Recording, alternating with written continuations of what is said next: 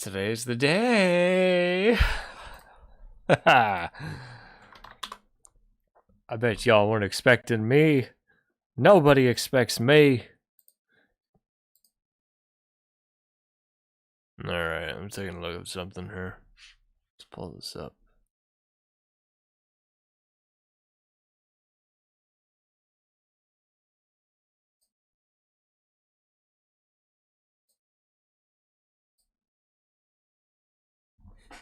Alright.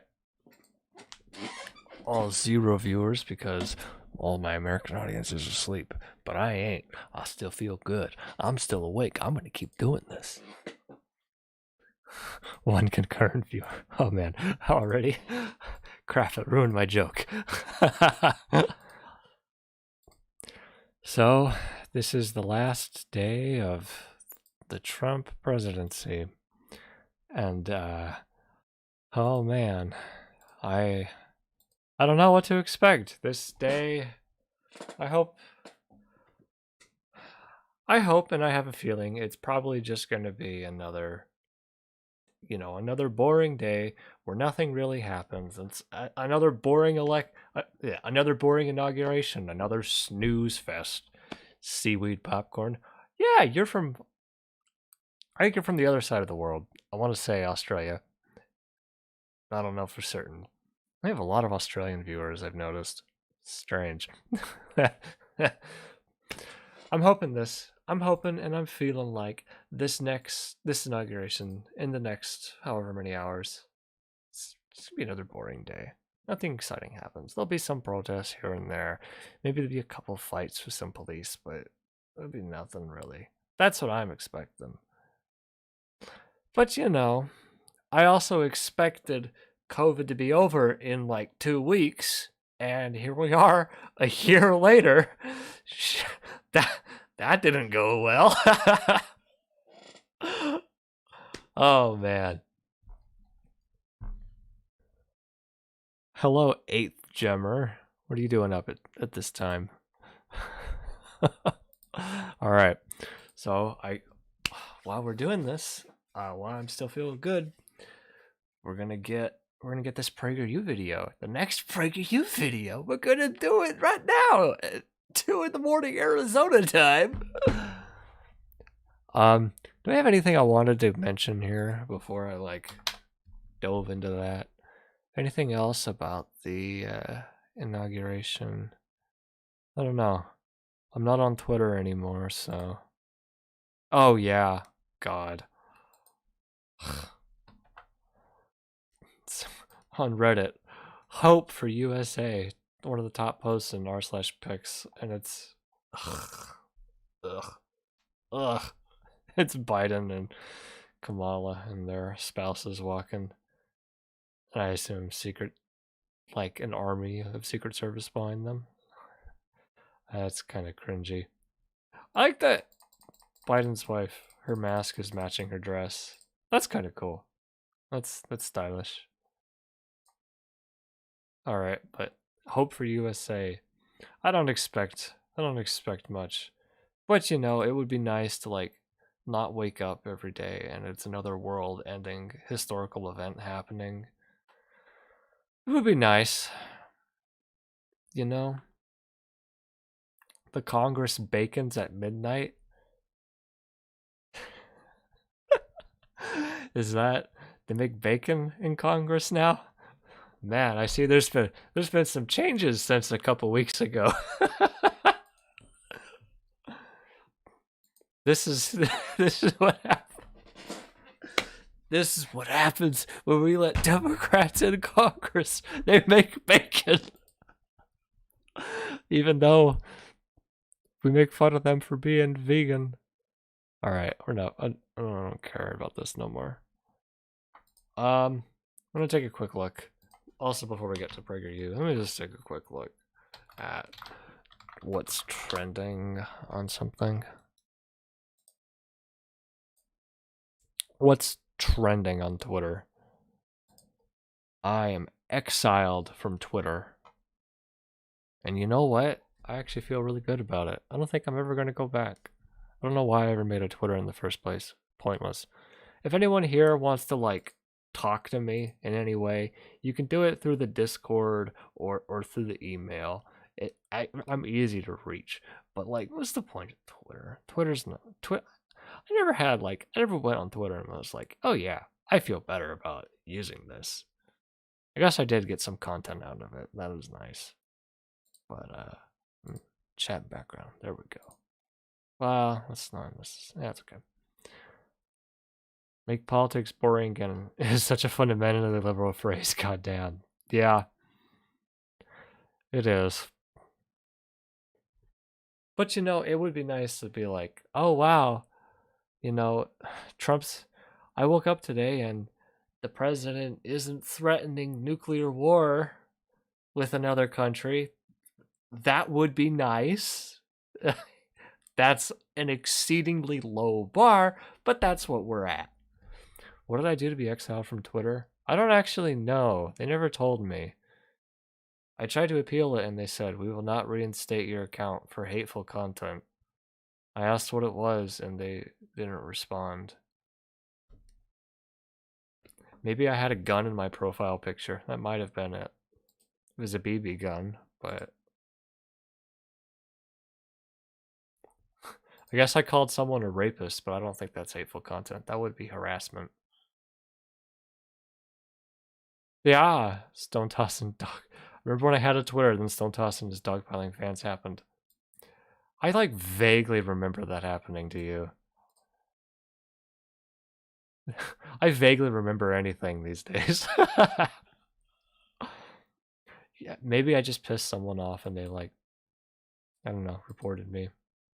I did get into a fight with like a libertarian Senate, like a libertarian guy running for the Senate earlier in 2020. That might have been it. He wound up blocking me. That was hilarious.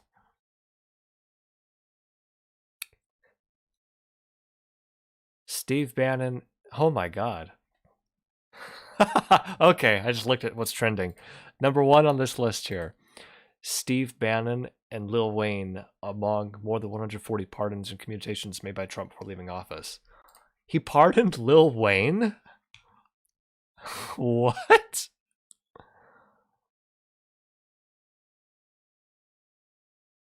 $73 pardons, 70 commutations. Didn't pardon himself or Rudy, but Bannon is on the list. That's expected. Yeah, Bannon went to prison like for what? For fraud through the postal service? He got rolled up by our boys in blue, the postal service. They arrested him on his yacht. I think that's what happened.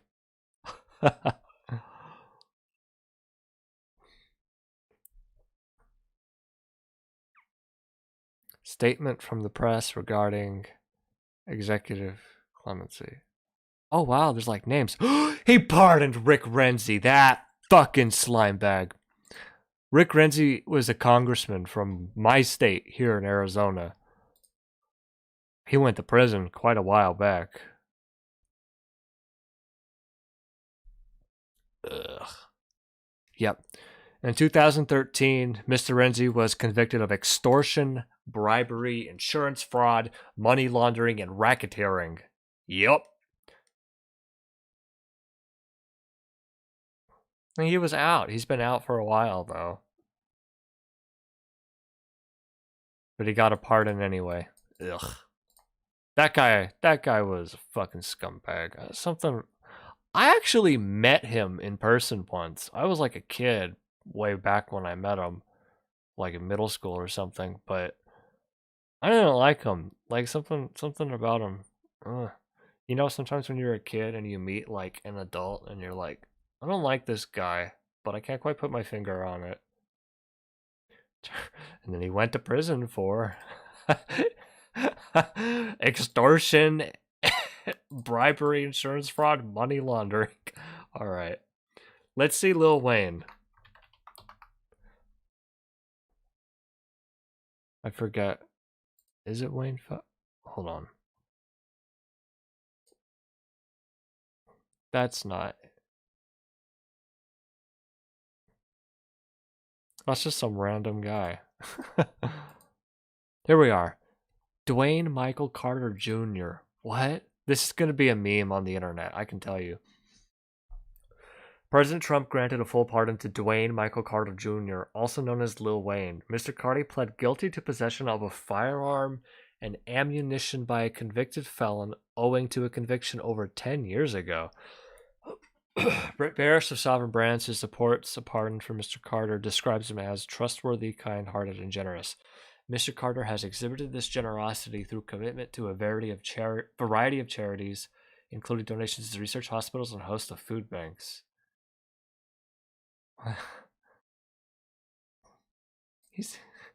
Has he been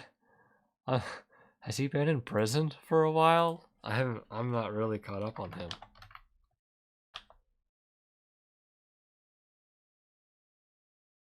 Kodak Black also pardoned. I'm not as familiar with Kodak Black.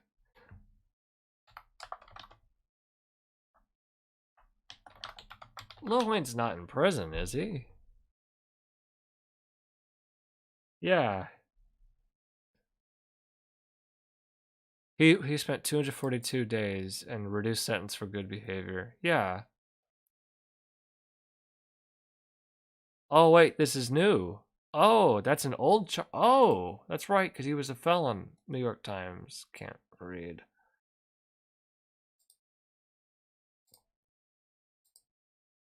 Oh, this happened like last month. Oh, I didn't know this. Lil Wayne's committing crimes and I'm dying. Wow.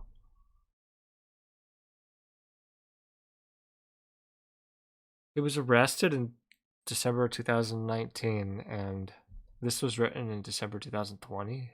Jeez.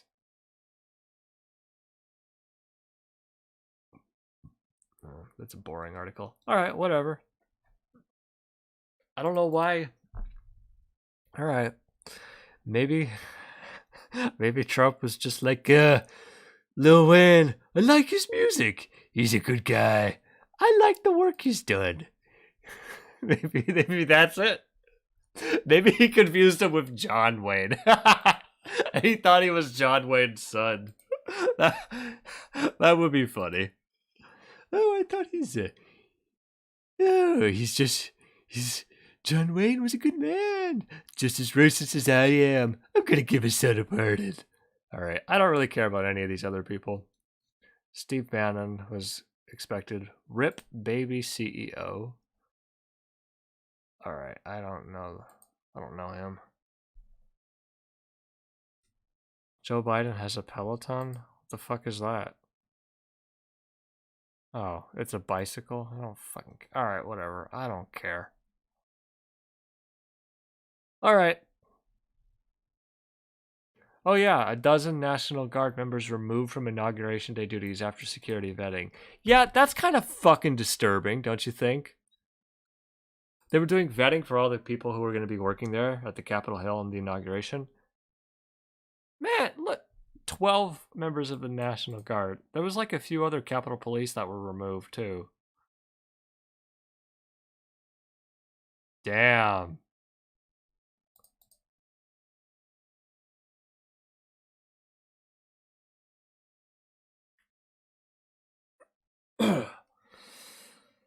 Alright. Well, that's enough. That's enough of that. We can get on with the PragerU stuff. What's the chat look like?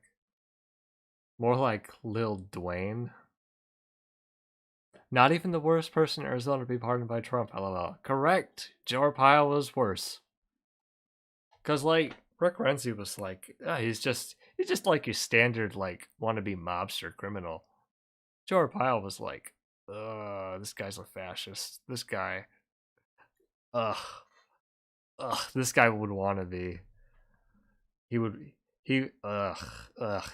If he got his way, he'd be killing a lot of people. Dwayne the Mike, the Rock, the Lil Wayne Johnson. And Google account says, you homo. Wow, Google account. You got me. I'm fucking destroyed. Destroyed me just like I destroyed Just like I destroyed your dad's tight little butthole last night. Fucking mine, baby. Alright. Let's get on with the show, shall we? You got anything else to say, Mr. or Miss Account, whatever? I don't mean to misgender you if that's the way you lean. Considering you call me you homo, I doubt it. But if you got anything else to say, let me know. I'm waiting. I doubt it. Alright, let's begin with the show. Let's begin with the PragerU video, yeah? Because we got to do content and content every single week. I said we'd do a PragerU video. Alright, so the number 11 most viewed PragerU video is this one. Where do you want to live? A red state or a blue state? Easy. I will pick the blue state pretty much every time. Yeah. Pretty straightforward. Account Esquire. Yeah. I'll pick the blue states because, that's by and large where the people are. A lot of red states are just what? There's nothing there. There's no jobs. There's no opportunities. There's no people. I'll get lonely, man. But let's listen to the actual arguments first before we jump to any conclusions, shall we? Ooh, there's an ad.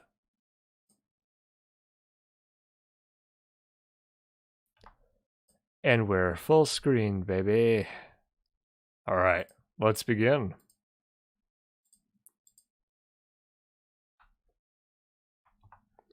Let me check. Yes. All right. Get all your hamburgers and covfefe. That too. PragerU is always being the voice of ignorance. PragerU is always. You misspelled all of conservatism. Like, fundamentally so. Arguments? What arguments? The old men yelling at the clouds. Those arguments. Alright. Let's begin. Actually, first off, this blue is a different color than the other PragerU videos. Maybe is it my monitor? No, my monitor's on the same setting. That's strange. I'm crazy. Maybe I am crazy. We're supposed to be the United States of America, but in many ways, we're now divided into two very different nations. There is red state America. I don't like that already. We're supposed to be the United States? Okay, dog. Alright. Sure. Let's hear them out. Very different nations. There is red state America and there's blue state America. Yes, I want a little pin in this. Yes and no, but it's not. This isn't like cleanly divided along state lines. This is kind of divided like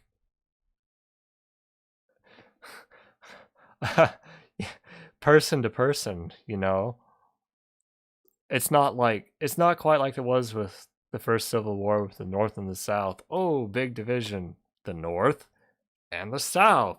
Wow. It's not like that now. There's people like this everywhere. People of both everywhere. But I'm not doing a great job wording that. Yeah, but it's like even California, which is like a majorly blue state. There were Trump rallies held in California, and they got thousands of people out to them. It's not exactly red state, blue state. There's people scattered everywhere. All right. The red states favor conservative, small government, free market. Actually, it's auto-playing in 480. Let me start that again. State America.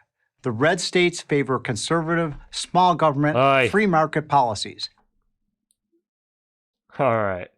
Ooh, we're getting some fun framing here already.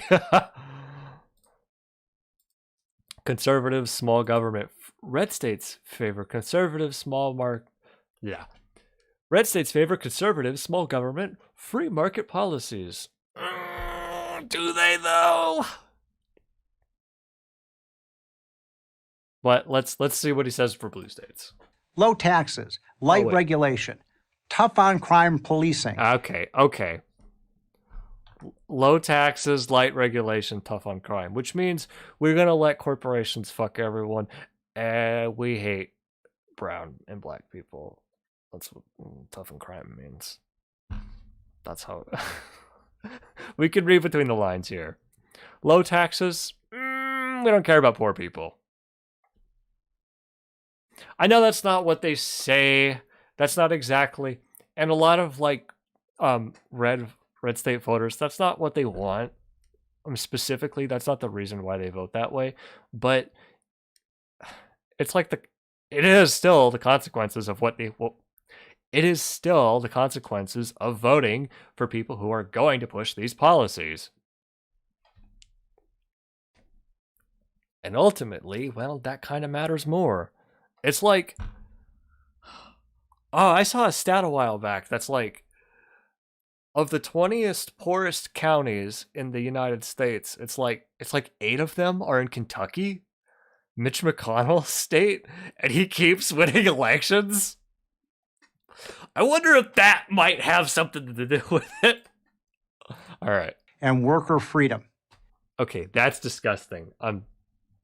Worker freedom. Hold on. Light regulation, tough on crime policing, and worker freedom. What the fuck does that mean to these people? Worker freedom? Wow! I didn't know this guy was a... I'm thinking the fuck... Worker freedom? Wow! I didn't know this guy was a fucking socialist. What are you doing, PragerU? You platforming far left commies now? I watched through this once before, and I was like dying halfway. This video throws a lot of dumb arguments at us, like a little more than the average PragerU video does. But this one, I don't remember all of them. I don't remember what worker freedom means to this guy. Do the workers own the means of production? Mr. I forgot the guy's name. Stephen Moore, yes. Okay, Mr. Moore. That'll be easy to remember. Mr. Moore. We're gonna make some puns with that, I can tell. Do the workers own the means of production? Oh, they don't. Big corporations do because they're lightly regulated. Oh, light regulation is kind of contradictory to worker freedom, isn't it? Think Florida, Texas, Tennessee, Arizona, and Utah. Think Florida, Texas, Tennessee, Arizona, and Utah. Arizona's not a red state no more, Mr. Moore. That's right, baby. We voted Biden and we got 2 blue senators now. Bet you didn't see that one coming. What's the thing? Omae wa shinderu. And Stephen Moore goes, Nani? And then I blow him out. Premiered October 7th, 2020. Oh.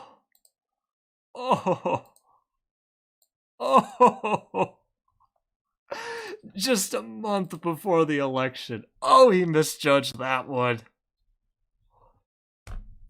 Oh, man. Also, I'm gonna add here, Florida is like a swing state. It's not red or blue, really. It's been leaning red for a while now, but it's still mainly like 50-50. And Texas, let me point to Texas. And Texas here actually has a fair amount of... it's still a red state, and it's going to be a red state for a while. But it's like... there's a fair amount of blue voters in Texas, too. The major population centers in Texas, of course, Houston, Dallas. These are like... and there's some other big cities, I forget them already. But these are like the big These are like the big economical powerhouses for the state of Texas, and they vote blue. Hold on. Let me look at chat. I haven't looked at chat in a while. Voice of treason. Don't ban me, please, blue. Is that a reference to something I don't get? I don't know. Lil Wayne has hooves. Pence has a horse fetish. His wife is parted. Only a Sith deals in absolutes. Love your Vince man. Would be nice to see more frequently your response to big conservative alt-right channels. Well, over the last few months, I decided I would be a little more frequent with this. So far, it's okay. It's working. So far. Well, I will say I have a lot of fun making content in this style. A lot of my earlier Prager's infected my mind. A lot of my earlier political content was like kind of like video essays, kind of like somewhat in the style of ContraPoints and H Bomber Guy, and then but those were like so psychologically taxing, and they take so much work and editing work and research, and I don't want to do that anymore. I'm still gonna do that. I'm still doing that with other stuff, but we're gonna be a little more we're gonna put that stuff like on the slow cooker, if you know what I mean. Well, this is like regular, not fast food, but like casual fast, like Chipotle. It's a few steps above regular fast food, but it's not it's not the gourmet stuff, if you know what I mean. Small government and conservative are contradictory terms. It can't be for both at the same time. I think you'll find conservatism when you actually get down to a lot of it. At least like modern contemporary American conservatism, at least it's very often contradictory and incoherent. But we try our best to argue with it. Anarcho Prager, you're Arizonan? Yep. Been here my whole life.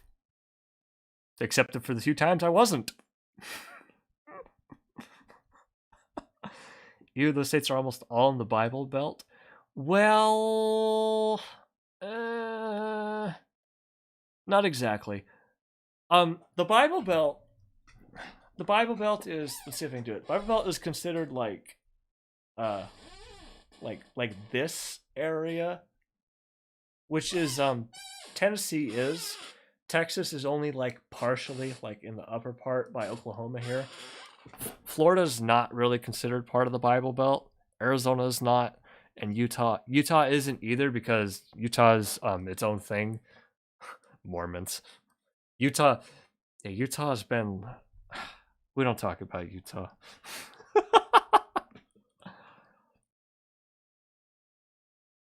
Maybe he means states with Republican governors and legislators. I think you'll find he doesn't know what he means, but we'll get to that by the end of the video, I'm sure. Or at the very least, yeah, end of the stream, end of the video. I don't know, whatever. The UN made a survey of sustainable development by state, which includes poverty recycling development, and it's pretty ridiculous if you read it how the bottom half states are almost all red. Oh yeah. And don't you worry, because he talks about similar stuff in this video, and we're going to be bringing that up. Probably. We'll see how I feel.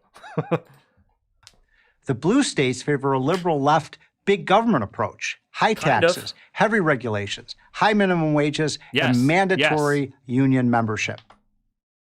Okay. Now, the framing here actually isn't quite as bad as I expected.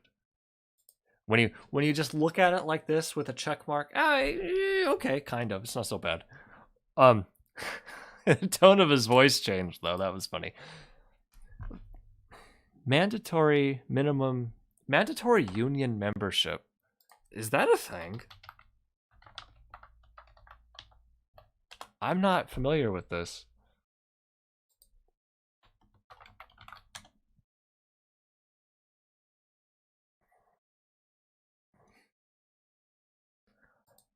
Okay, union affiliation by state. That's neat. But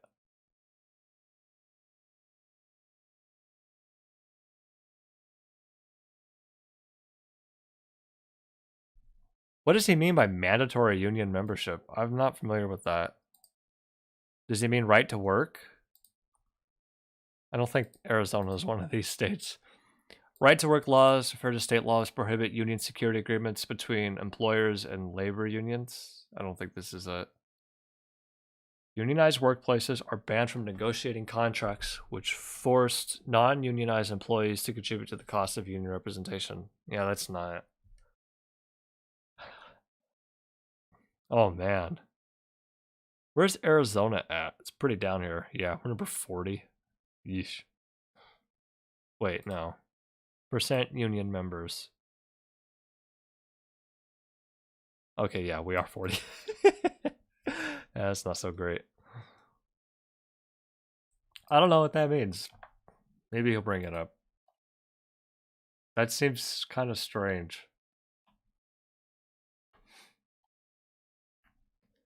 Bro, where do I live? It's 3 in the morning and you're streaming. Yeah, it's 2:30 here in Arizona, and I'm streaming, baby. Just try to stop me. Come on and get me, Obama. I'm ready. The truth is, I slept kind of late because I did some work earlier in the week, and then I was like a little sick, and then I slept a little late yesterday, and then I woke up a little later today, and I still feel good today. So we're doing the stream now because I wanted to do a stream on Inauguration Day, and I was like, I feel good now. It's Inauguration Day. Let's do it. Let's do it before anybody else does. Because you know, like, all the big names are all going to be streaming, but not at 3 in the morning. Ha ha!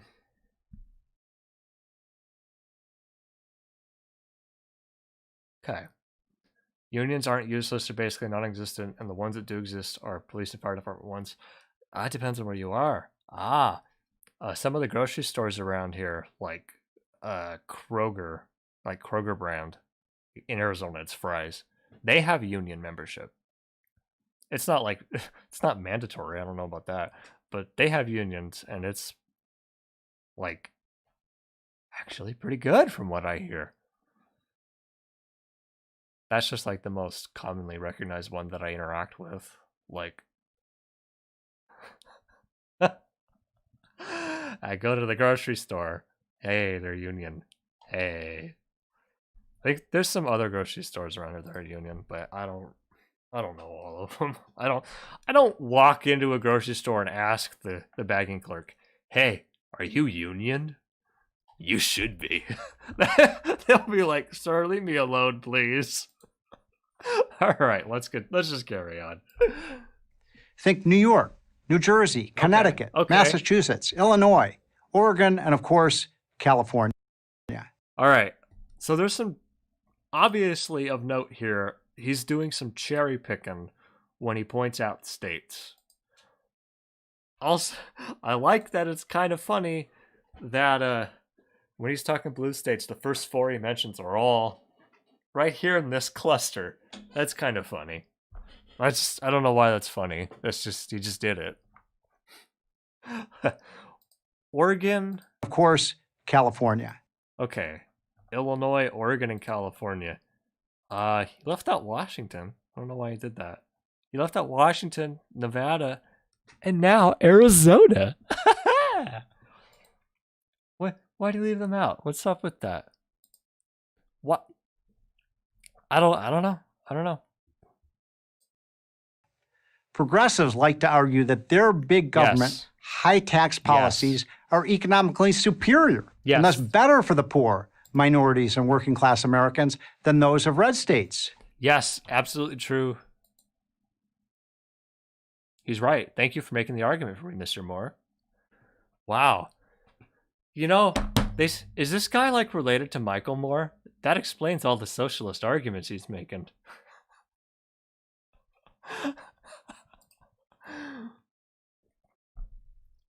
Also, it's shown that it's been shown that like a majority of welfare programs, I guess kind of depends on what it is and where it is, I guess.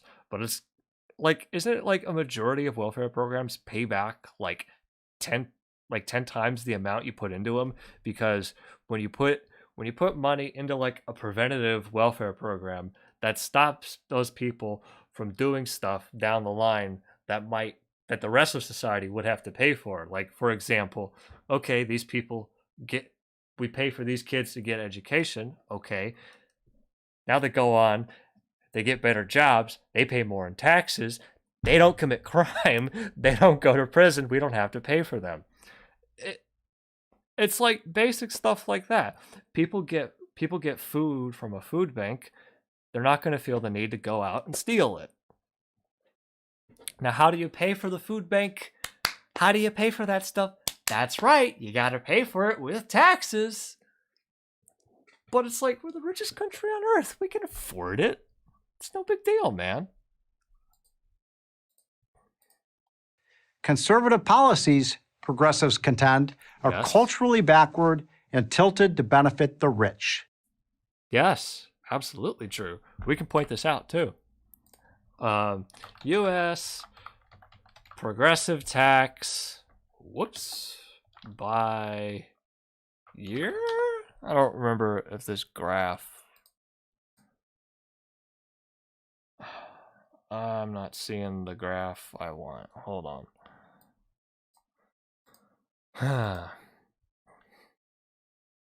Aha, look at this. Wait, I want this image. Yeah, baby. Oh, let me move myself over here. Oh. See, on the far right here, the people making the most money. There's not like a number there. That's not good. The people making the most money are paying less, percentage-wise, as the people in the lower incomes. Hey, how did that happen? It happened in 2018. Hey, that happened when Donald Trump was president. That happened when the conservatives were in fucking power. How did that happen? Hey, your policies did benefit the rich. Now they pay less in taxes than I do. Oh, now they pay less as a percentage of taxes than I do. Wait, what's up with that, Mr. Moore? Anyway, there was a better graph than this that I saw once. And this one cuts off the end there. But I'm not immediately seeing it, so I'm just gonna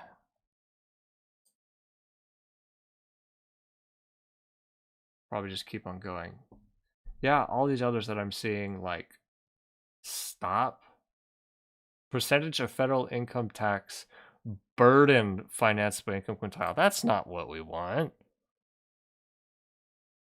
Oh, wow. Look, a PragerU video popped up in the Google search results. Wow.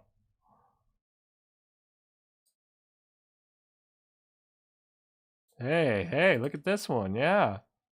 400 wealthiest families. Bottom 50%. 50%.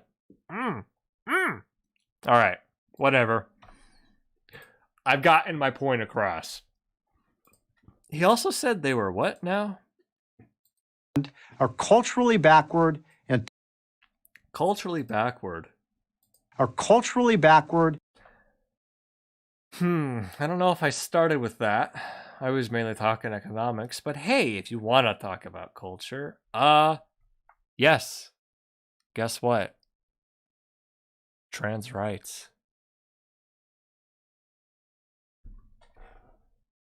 Oh, Mr. Moore, I just blew out your entire argument.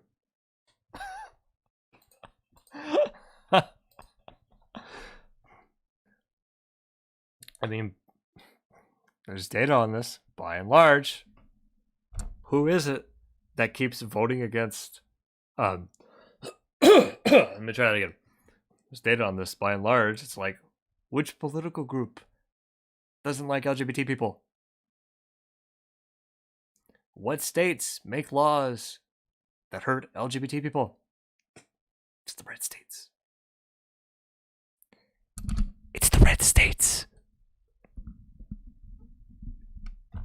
That's like the easy one to do. What other do I need to give anymore? That sometimes I feel like that's like a good litmus test for like how, you know, is someone like insane? It's like, ask them, what do you think about gay people? What do you think about trans people? Let's just see how they react. Sometimes it's like, if they start to give really, really long answers, sometimes it's like, where are you going with this? And tilted to benefit the I hope he gives some examples. Rich.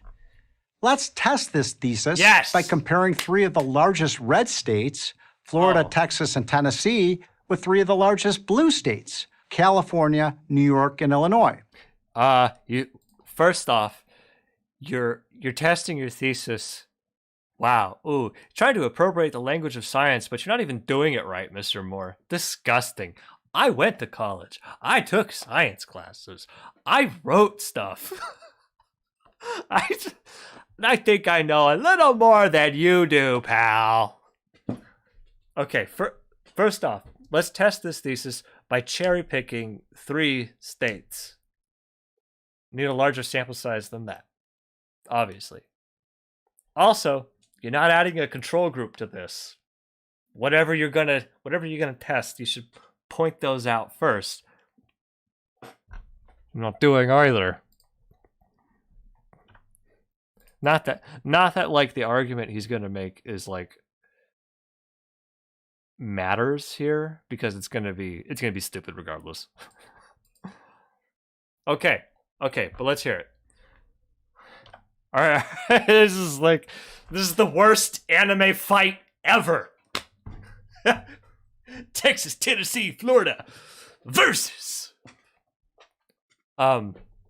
California, New York, Illinois. Okay. If progressive policies really work, then Americans should be rushing to get into the blue states. But just the opposite is happening. Wow.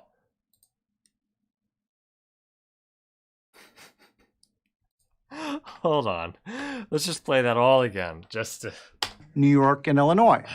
If progressive policies really work, then Americans should be rushing to get into the blue states. But just the opposite is happening. Americans are packing up their U-Hauls and heading to the red states. According to the New York Times,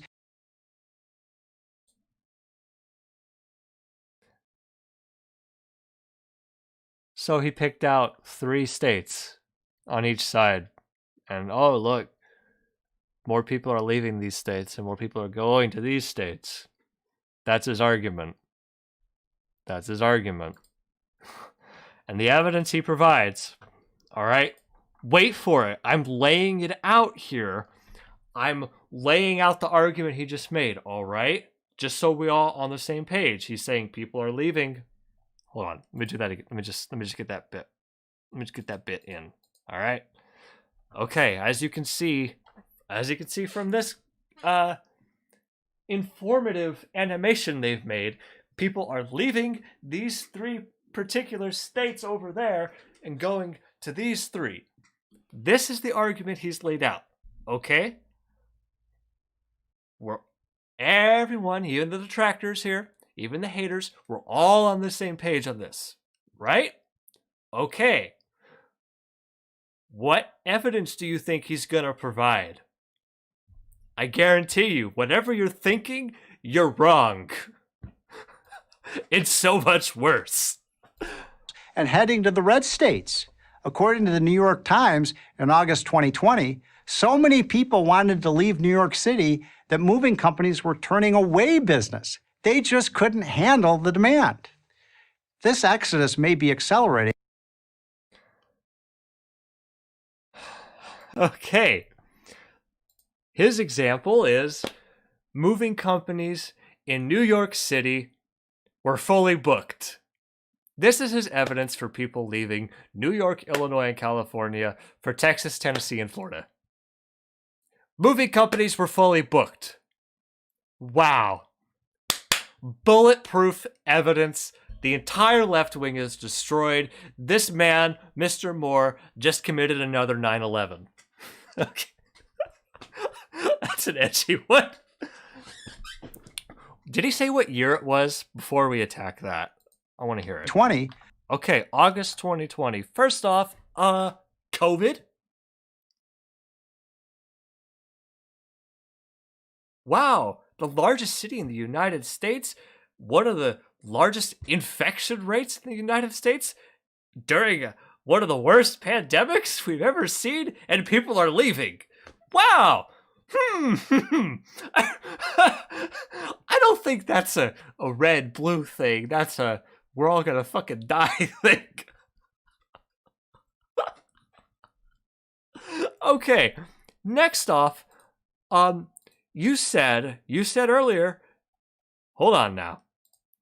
You said earlier, people are leaving these 3 states, going to these 3 states, these 3 blue states to these 3 red states. While this may be true, the evidence you've provided is a singular city in one of the states. Not people leaving the city. I mean, not people leaving New York, the state, but you're just looking at the city. First, you had a large sample size, now you jump to a smaller one, and you're ignoring the red states for whatever reason. Also, moving companies are booked. Okay, where are they moving? You haven't given me any data about where these people are moving to. Just that the moving companies are booked. Are they moving to another place in New York? Are they moving to the suburbs outside of New York City? I don't know. Funny how PragerU didn't provide that information. Any company turning down business that sounds suspicious? Not during COVID, it doesn't. Thinking, man. Yeah. I mean, it does sound suspicious. You're right. But it would make sense that maybe they're seeing a giant surge, and it's like, well, we don't have the ability to meet everybody's needs, so you get on a waiting list. Actually, hold up. Let's take a look. New York Times moving company. Movers in NYC are so busy they're turning people away. I don't want to do this. Century-old movie company says the summer of COVID is insane. See, like I said, we could open this in incognito. Will that help?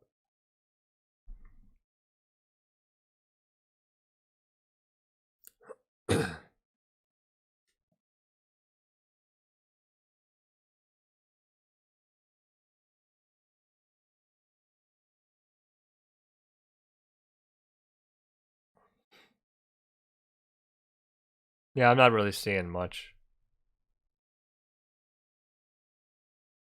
Oh, wow. Okay, here we are.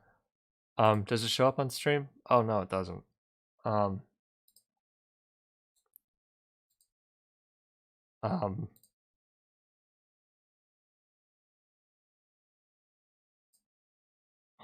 on, guys. Is this working if I do it like this? Yes. Okay, good. Excellent. Here's what we got.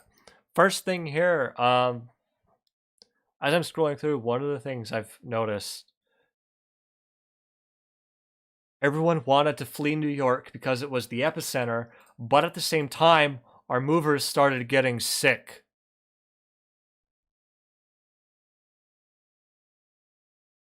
No wonder they're not able to meet demand. No wonder they're turning people away. They don't have the employees to help to do the fucking work. They're getting sick. There's your answer. Wow, this is the article he cited. It really is amazing, like, how often these people cite sources and then the source just kind of argues against what they think it says. It's like they just read the headline and didn't go, We didn't know what summer would bring, so we didn't ramp up hiring as quickly. Yep. And once it became obvious there'd be a lot of demand, all the moving companies were competing for workers. Yeah.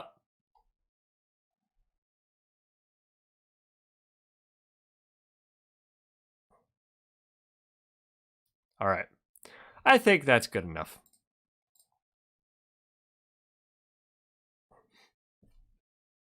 Are they moving to New Jersey? Maybe search it on Reddit. People post stuff around the paywall. Yeah, I'm not going to do that. We're just moving on. Because on one hand, I get that, and when I'm doing like something that's more in depth, yes, I do that kind of thing, or I'll use like an actual account or something. But this is a PragerU video during a live stream. I'm not going to put that much work into it. New Jersey is the most backward civilized place on Earth. Hey man, I liked Jersey Shore, okay?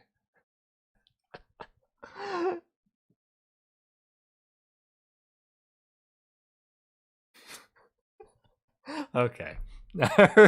I've said enough.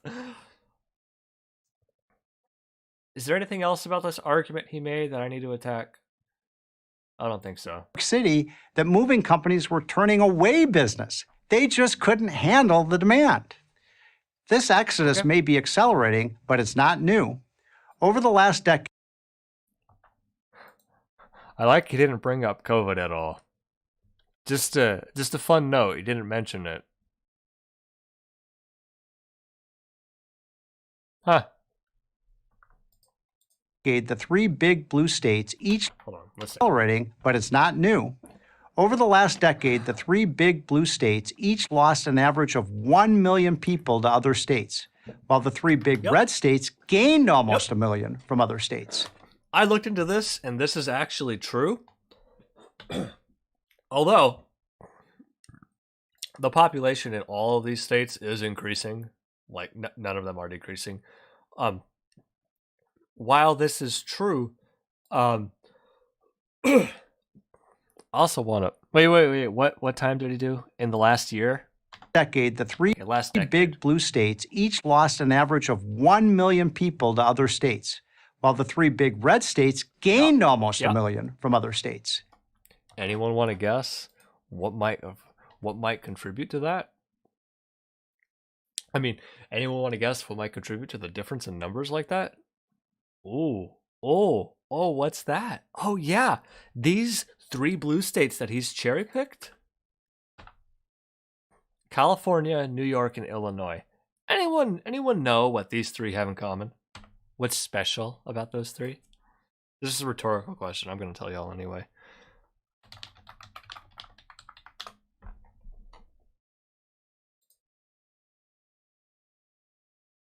That's right.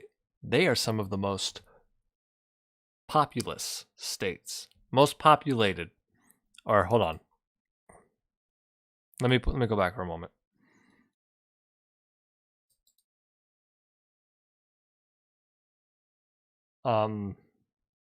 Actually, hold on. Population density. That's the other one.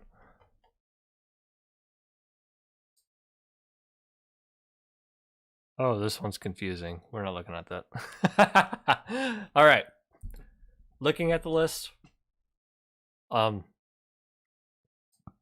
Yeah, this is sorted. Okay, sorted by 2020. Number 1, California.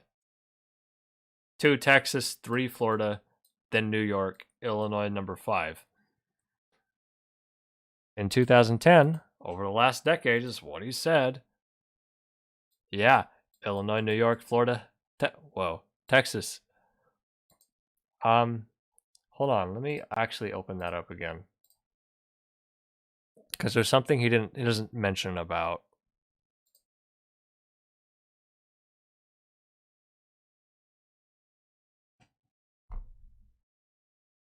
Hold on, where is it? Yeah, okay, here we are. Now, I guess I have to look at this list. This list includes everything.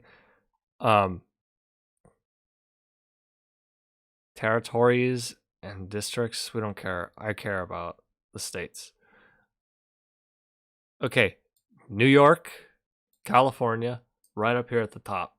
Florida's up here now, and this is by 2013? More abouts. But then you scroll down to Texas and Tennessee. They're all the way down here in the 20s. What the fuck? Florida's like the only exception. Other states, while the three big red states. Point is, it's easy for a population change like that when everybody living in the main cities specifically. Everyone's congregated in the main cities, and there's not really a lot of other space to go. However, these other states, well, they got more space, and prices are lower. Of course, he's going to talk about that too, and he's going to use some weird fucking arguments for it. We'll get to that.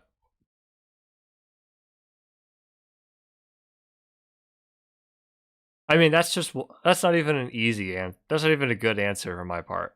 There's a lot more going on.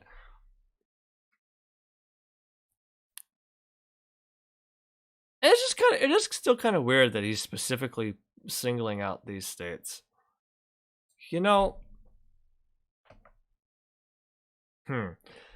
Texas, hold on. Something just occurred to me. Texas, Tennessee, Florida all gained. California, Illinois, New York lost. But he mentioned more states than that at the start, didn't he?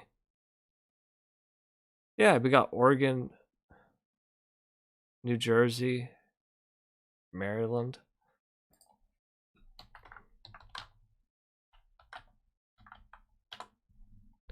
I have the feeling if I look up the population growth of these other places, it's going to be a lot more. Ugh, this is annoying. Hold on. California exodus. Yeah, also, a lot of California people that are like leaving California are coming here to Arizona. But he didn't mention Arizona in his example. California exodus intensifies. All right. As retirees, teachers, musicians seek cheaper, less crowded pastures. Hey, look at that. It's like there's a lot of demand for land or area in these, cities by the ocean that live in very nice weather. And so people want to move there, and that raises up prices. That's free market capitalism, baby. I thought you liked that, Mr. Moore.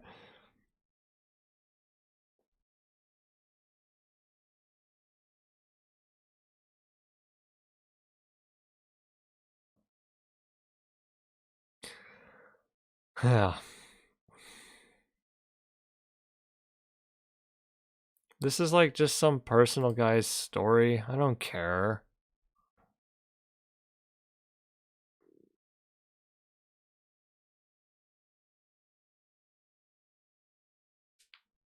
Alright, whatever.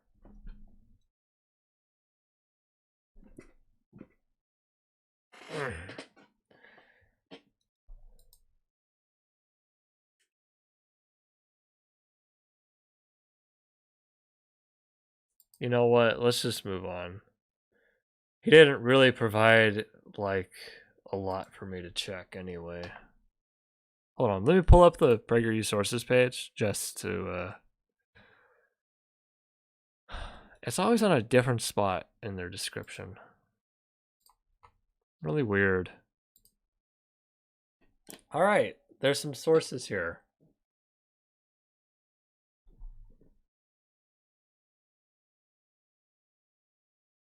Here we are. What is this?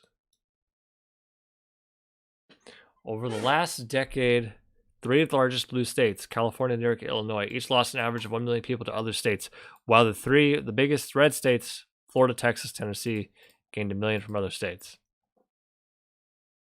Bloomberg Quint? I've never heard of this one before. Aha! We got a graph.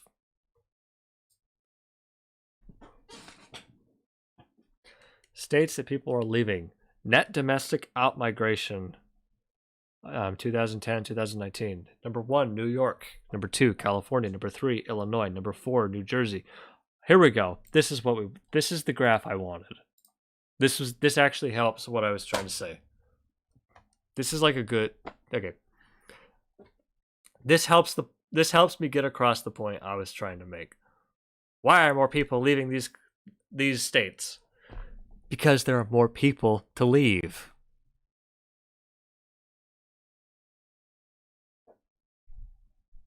You know, it's not like hold on. When he made the argument here, why are more people leaving blue states and going to red states than leaving red states and going to blue states? Well, because the blue states have more people to leave in the first place. You know, it's not like, you know, it's not like all 3 people in Wyoming are gonna pack up and move to the coast. Oh man. Net domestic migration per capita by state. Yeah, that might be what I want to look for. Man, that is like I'm adding so many unique adjectives to that. Unique words to that. Ugh. I like that Kansas and Louisiana are on this list too. That's kind of funny.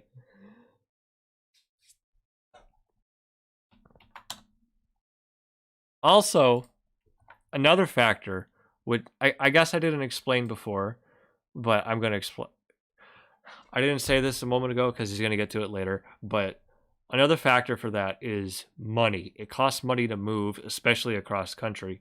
And if you're like a really poor person, you can't afford it. But people in some of these blue states, hold on. People in some of these states, top 3 up here, yeah, higher median income. Yeah, we'll get to that in a bit though.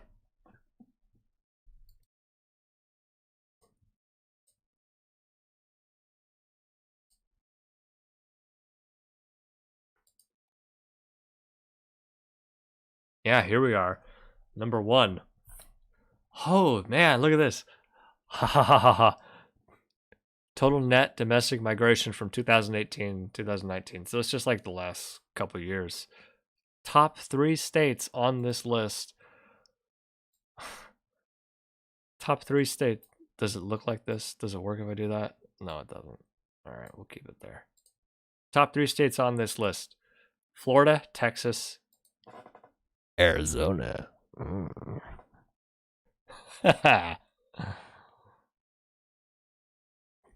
Hey, that's me. Not a coincidence the highest intake states are swing states. Yeah, let me read that for you again. Not a coincidence that a lot of the highest intake states are swing states. You're goddamn right.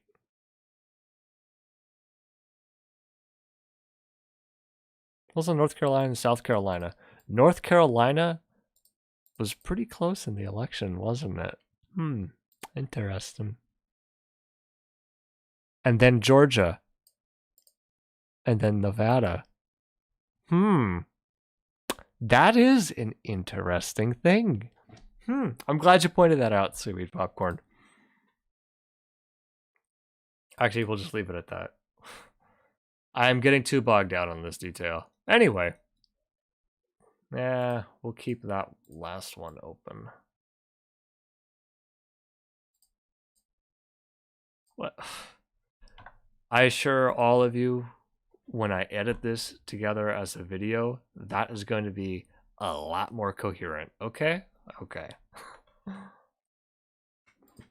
While the 3 big red states gained almost 1 million from other states. Makes perfect sense. Americans like freedom. Small government means more freedom. And freedom.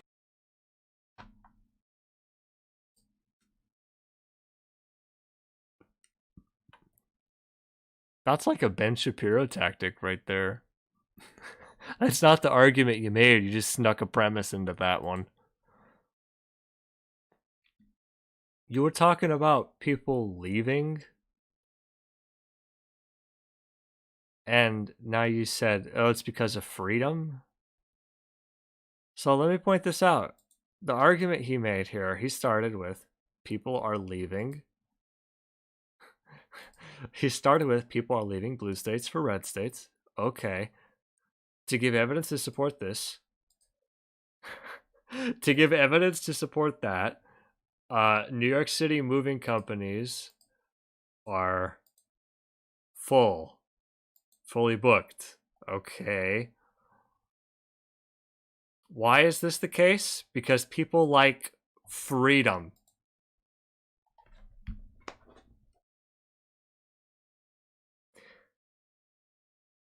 Mr. Moore, I think it might be time for your children to come and put you in a nice house over maybe maybe not beachfront property because those are all blue states, but maybe they can have a nice window for you that's not looking at a dumpster, and it's just time. It's time. I'm sorry. It's time.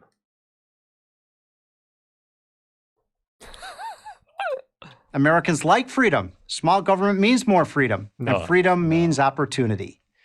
Let's say you're looking for a job. Small government means more freedom. No, small government means you create a power vacuum that someone else is going to fill, and they're still going to try to rule over you just the same as everybody else. That is the nature of power. It seeks to control. It seeks to consume. You need to have something in place to stop it, something in place to divide it up so it doesn't take too much and doesn't snowball out of control. All right, there, whatever. Over the last decade means opportunity. Let's say you're looking for a job. Over the last decade, Florida, Texas, and Tennessee have gained twice as many jobs as the progressive states. Not only that, but your money... It's true, but they also got more room to grow.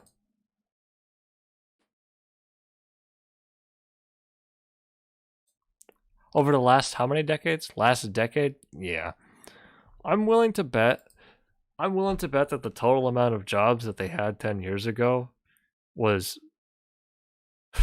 like significantly smaller than it would have been, especially compared to the blue states 10 years ago. Like, I'm willing to bet that gap would have been larger. It's just kind of a natural progression of economics, it seems. Have gained twice as many jobs as the progressive states. Not only that, but your money goes... You can only cram so many people into LA before you start to hit a too many cooks in the kitchen sort of situation, right? Maybe. Further in red states, says the progressive states. Not only that, but your money goes further in red states. According to a 2019 Tax Foundation study, your $100 stretches to $111 in purchasing power in Tennessee, while in New Jersey, it shrinks to $89. If you're a big... Now, you know what he doesn't tell you, though. While in New Jersey, it shrinks to $89. Now, you know what he doesn't tell you, though. Now, this is true. $100 has more purchasing power in Tennessee than it does in New Jersey. But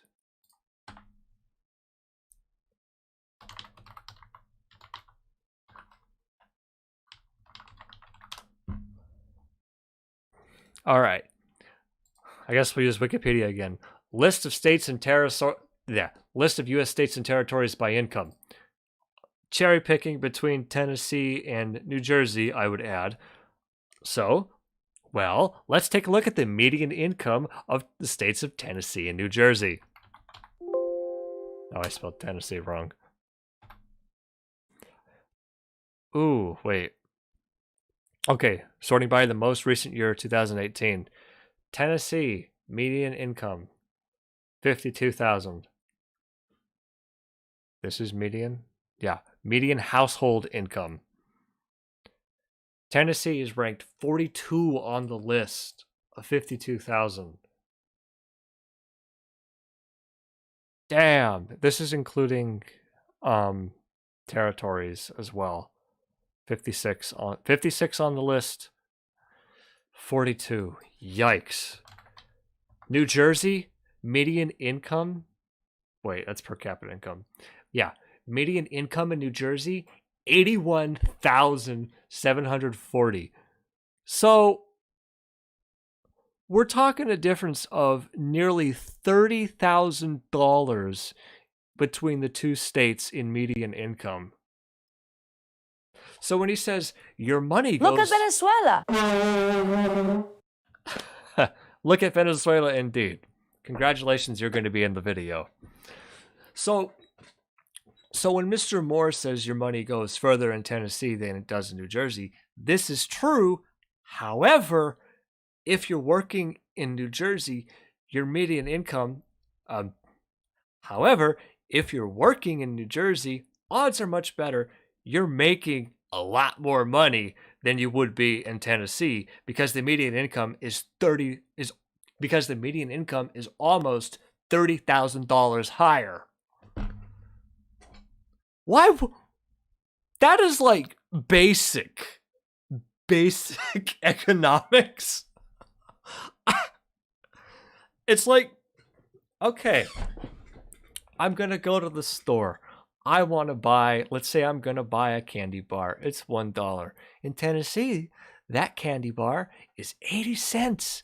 And in New Jersey, wait, I might be messing this up, bro. I'm doing this backwards, but it's like $11 each way. Hey, that's convenient.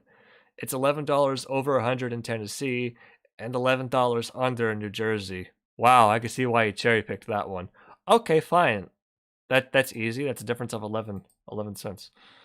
Okay, I'm going to go buy a candy bar in Tennessee. Right? Okay, it's 89 cents. I'm going to buy a candy bar in New Jersey. It's $1.11.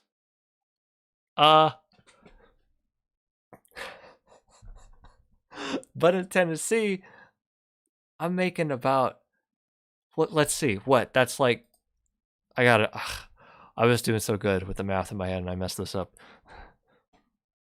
Tennessee, median income 52, New Jersey 81. Whew. 5, 8.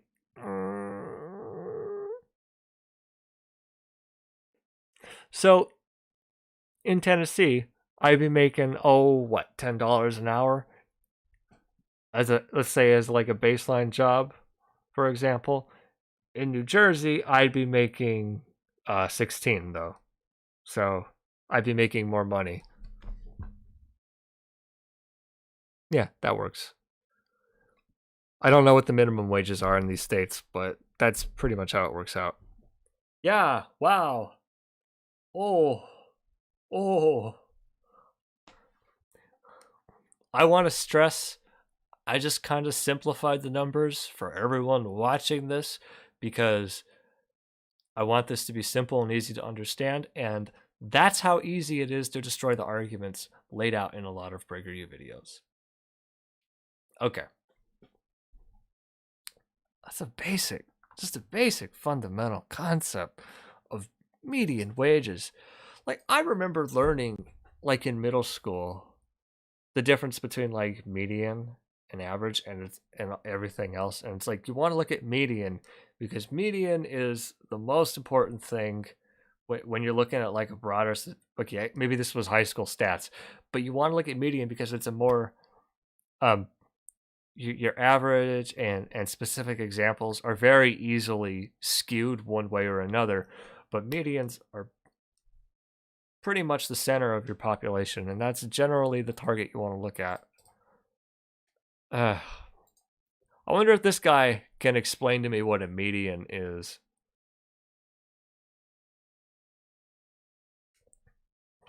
So, yeah. How about that, everyone? Can I be an economist now? I'm ready. Hire me. I can't tell if PragerU are dumb or deceptive. Perhaps both. Or they're fascists paid by oil billionaires and they don't they don't fucking care. Homeboy in the video sounds like a Muppet. Why do they all sound like Muppets? Wasn't Sesame Street a comedy show? Maybe. I mean, I'm sure these people are the kind of people who would think Sesame Street is communist, so you're probably right about that. Venezuela, no iPhone, Stalinist bureaucracy, no innovation, stagnation, 100 million, haha, commie, no food. LOL. Yeah. Can we celebrate Bernie as the chairman of the Senate Budget Committee? Yes, absolutely. Oh, I'm so happy about that. See, I was like, I knew this is going to be good, guys. Come on. I know, like everyone's disillusioned with the Democrats. It makes sense, but it's like they're not gonna. Yeah, they can't ignore what he kicked up. You know, I knew some good would come of it.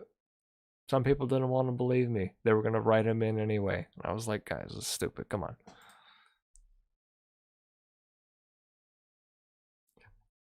By the way, I want to add, if Biden didn't win, Bernie would not be chairman of the Senate Budget Committee. Just remember that, you know. If you're a big corporation or a small company looking for a business-friendly environment, affordable housing, or maybe just a better quality of life, where are you going to go? How many corporations are watching your videos? That's what he said, right? If you're a big corporation or a small company looking... Yeah, okay. You got companies watching your show? I mean, I guess it's PragerU. That seems about right. That tracks. For a business-friendly environment, affordable housing, or maybe just a better quality of life. No, most companies don't care about affordable housing and quality of life. Wait, don't give this to me. You just said you earlier in the video, you just said you didn't like regulations. Now you're talking to me about quality of life? Get out of here. Look, listen, as a business owner, it's my right to make my employees breathe in ammonium nitrate every single day when they go to work. This is my business. I am a job creator. You should be kissing my boots. Wait, I clicked the wrong thing. Okay, no, it's fine. It's just the dashboard for OBS. Everything's good. Where are you going to go? The tough decision is not choosing a red state or a blue state. Hold on. This is actually a really bad argument. Business-friendly environment, affordable housing, or maybe just a better quality of life. Where are you going to go? The tough decision is not choosing a red state or a blue state. The tough decision is which red state to move to. Nope. If you're a business looking for a new place to go, you're not going to choose based on like any of this weird arbitrary criteria he's going. You're going to go where your market is. This is like basic. This is basic economics. No, wait. It is. Like, oh yeah. Here's an example. Let's say I run let's say I'm a manufacturer for surfboards, right? Or I'm selling surfboards, right? You go to the beach. Yo, what's up, dudes? We're gonna go surfing, right? I'm probably not gonna open up a retail shop for my surfboards here in Arizona. Am I? Arizona, landlocked state. There's no oceans. We got a few lakes. I don't think there's really enough of that to justify.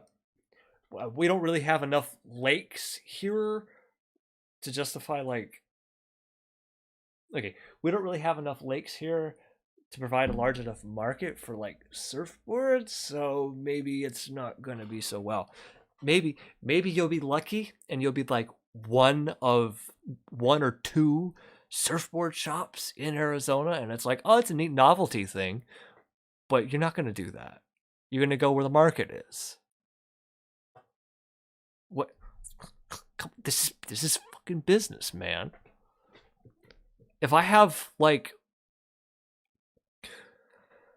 If you want to open up like a nice walk-in bar or like a dive bar or a restaurant, you're going to put it somewhere that gets a lot of foot traffic. If you put it like out of the way, like in the suburbs, I mean, if you live somewhere with enough people who are interested, maybe, but you know that it's kind of an important thing. You got to judge where your market is before you put a business there. Otherwise, boop, you gonna fail. Which red state to go to? Which do you want to go to, a blue state or red state? No. The question is which red state to go to. No, this doesn't factor into any of this.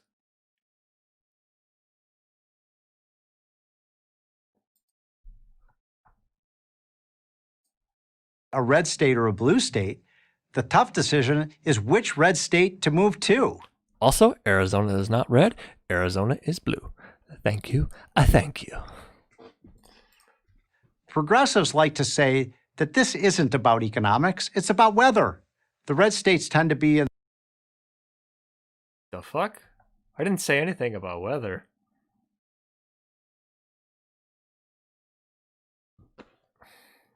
Wow. Wow. Wow. Okay. We're only halfway through this. Oh my god. Like I said, this one's got a lot more dumb shit in it.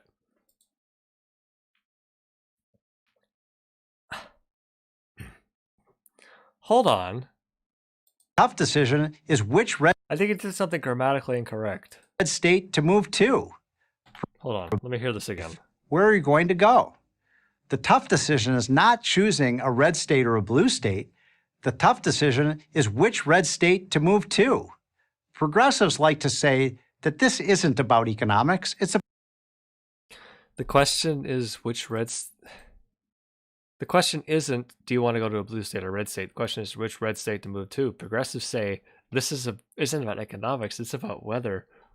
Wait, what is that? What does that have to do with anything? Man, it's just ping-ponging around.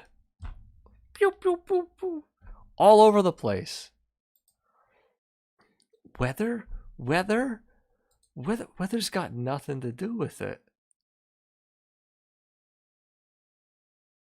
Weather's got nothing to do with where you're going to set up your business.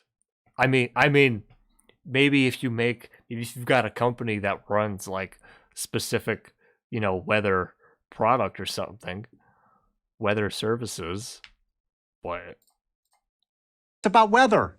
The red states tend to be in the south and southwest where the weather is warmer. But that doesn't explain why so many people are leaving California, which has the best weather in the country. Okay. Make up a straw man, attack that, accuse your opponents of not adhering to the straw man. It was something like that, right? That was like a big thing on Twitter last week. I missed it. I'm not on Twitter. I'm exiled. That's basically what's happening here. So what does explain the migration from blue states? Start with taxes. Oh, that's all we get about weather? Okay.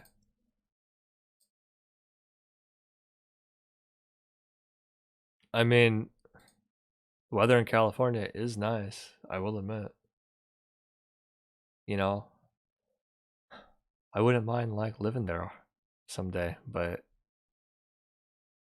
I'm not worried about that. Start with taxes. The two most populous blue states, California and New York, have the highest tax rates in America, while the two most populous red states, Texas and Florida, have no income tax at all. When taxes get too high, people move to where taxes are lower. This is asinine and leaving out a hell of a lot of information. The problem for the high tax states is that these people take their money, their ambition. Okay, he doesn't address it. He just moves on to the next thing. All right. Okay, we can talk about why this is bullshit too. For the high tax red states, Texas and Florida, have no income tax at all. Okay. I want to get this out. Mwah. Okay. California, New York, highest income tax rates in America. It's true. It's true. Texas and Florida, no income tax at all. Also true. What he's neglecting to tell you, Texas and Florida still have taxes. It's just not income tax. You pay more in taxes in other stuff. All right, let's take a look.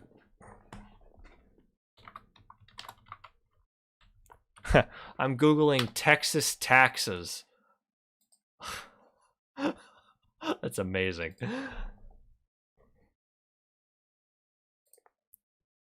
What taxes do you pay in Texas? Texas has...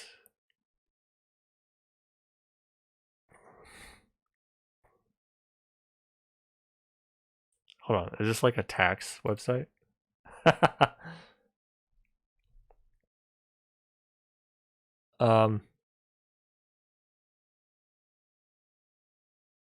Is this telling me what I want?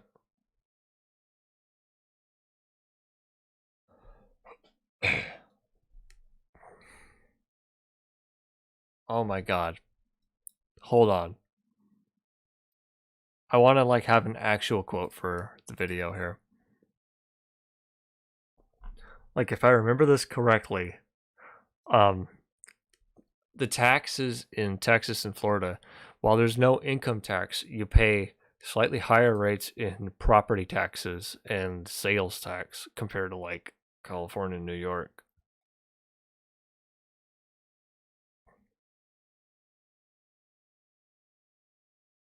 Sales and use. Wow, this is not... Okay, hold on. Texas tax rates. Texas income tax calculator. Aha.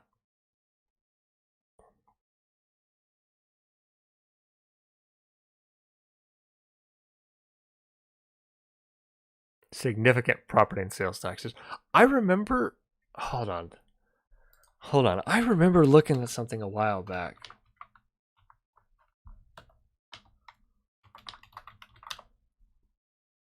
This is like ridiculous. I know we're getting bogged down in details again. Ah, here we are. Oh, this is exactly what I was looking for. Okay, so here we go, everyone. As you can tell by this chart, Texas, as we can tell by this chart here, Texas has the number 7 highest property taxes in the United States. California is number 35. Hey, they never mentioned that in the video, did they? Wonder why PragerU never mentions that. Wonder why PragerU specifically cherry picks and only talks about income tax when they talk about fleeing states and moving to other red states. Florida, to its credit, not quite as bad. It's right in the middle at 25, number 25, 0.94%. These are effective property tax rates on owner-occupied housing. Excludes property taxes paid by businesses, renters, and others. Okay, there's probably a little more we can find here. Owner-occupied housing. I want something more. I don't know about that one. Owner-occupied housing. Oh. State and local property tax collections per capita 2016. Texas is number 13. Oy.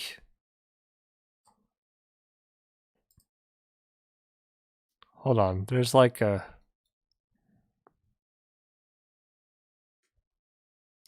And there's never like a easy graph, is there? Oh, here we are. Oh. According to this, wallethub.com, rank of property tax. Texas is all the way down here at 45. Florida's in the middle somewhere. I scrolled past it.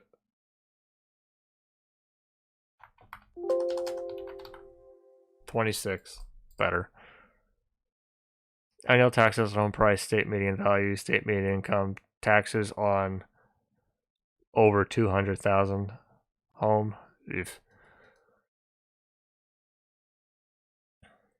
Ugh.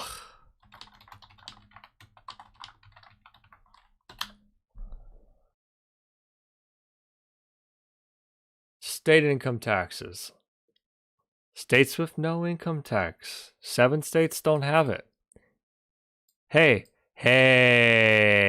Another fun thing to point out, all right? Well, wait, okay. Another fun thing to point out here. States with no income tax. There are 7. Alaska, Florida, Nevada, South Dakota, Texas, Washington, and Wyoming. 2 of these are blue states. His argument is people are leaving blue states and going to red states because there's less taxes, and the example he uses are Florida and Texas have no income tax. But Nevada and Washington also have no income tax, and these are blue states. But he didn't bring that up. I wonder why.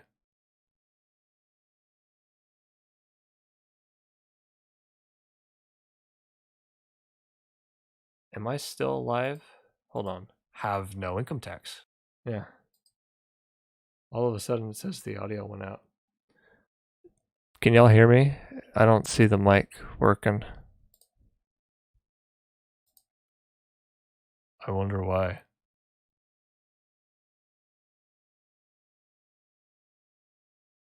Hello? Am I still alive? Hold on. Okay. Have no income tax. Okay, that's strange. I've never seen that happen before. Just some glitch in OBS, I guess. Alright, fine, whatever. Loud and clear. Alright.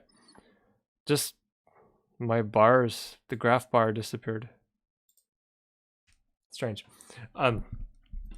There's like an indicator on your volume levels, and they disappeared. I don't know what happened. Oh well. We'll just keep going then.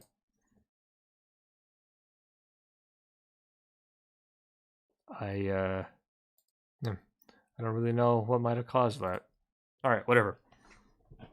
Anyway, he never brought that up. There are states with flat income tax, but we don't really care about that for this video. Oh yeah, I also something else.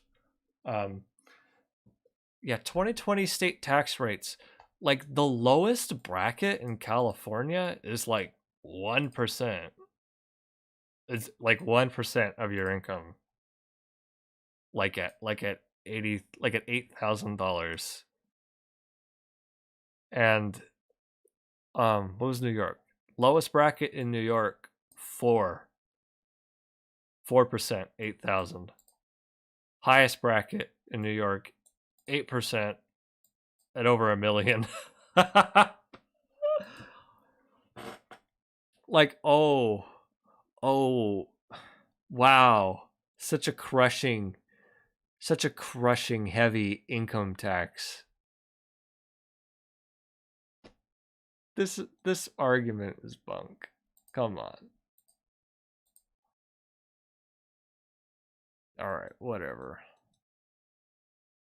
I was hoping to see like business commercial. Hold on, let me just do one last look. Commercial property tax Texas. All of Texas comes in average property tax of 1.83, and the national average is 1.08. So Texas pays higher than the rest of the country in property tax. That's nice.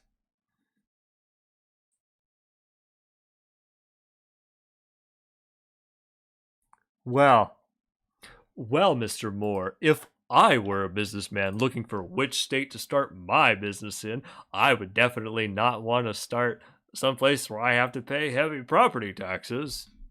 Assuming I run a business in which I would have to pay property taxes. When taxes get too high, people move to where taxes are lower. The problem for the high tax states is also, okay, how fucking spoiled and out of touch do you have to be to think that people actually do this regularly? Oh, I pay too much in taxes. I'm gonna go move to another state. How much fucking money are you making? Like, the vast majority of Americans don't do this. They're not capable of doing this. They don't want to do this. Most people you want to leave where you live, leave all your friends and family behind and go hundreds if not thousands of miles away, someplace where you don't have any connections, you may not have a job, you don't have any friends. Fuck that.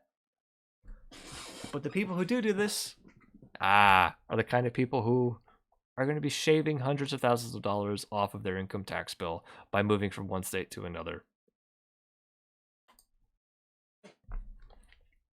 Such a spoiled, way of viewing it, too. I'll just move somewhere else where I don't have to pay as much in taxes.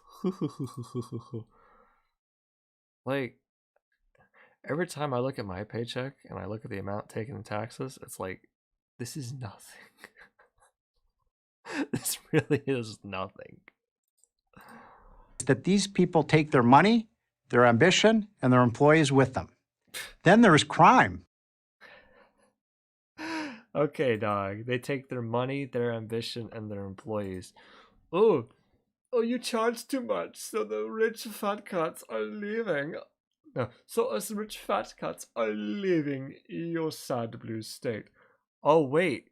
No, you're not, because there's more people in places like New York and California, so you're not going to leave and take your business with you because there's more people there. That's where the market is. If you leave and abandon them, you're leaving your prime market demographic. You don't want to do that. You're losing out on your business.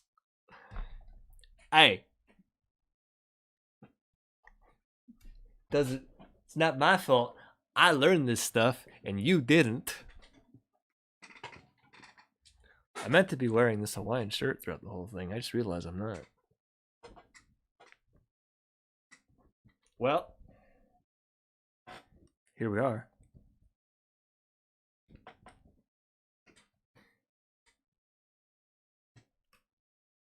It late? No. It early. It's an early start to this glorious day. The last hours of Trump's administration. At long last, a brief reprieve. Did I do this right? Yes. Yes, I did. All right, let's carry on. Then there's crime. Do blue cities do better than red cities? I'm willing to bet by per capita, probably, but there's more people anyway, so maybe not. Hold on. Let's just play this so we got the full clip. Then there's crime. Do blue cities do better than red cities? The answer, of course, is no. Of the 20 cities with the highest murder rates, 18 are run by left-leaning Democrats. Okay.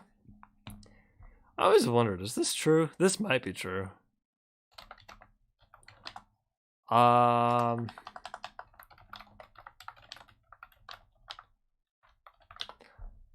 He's looking at the highest murder rates by cities.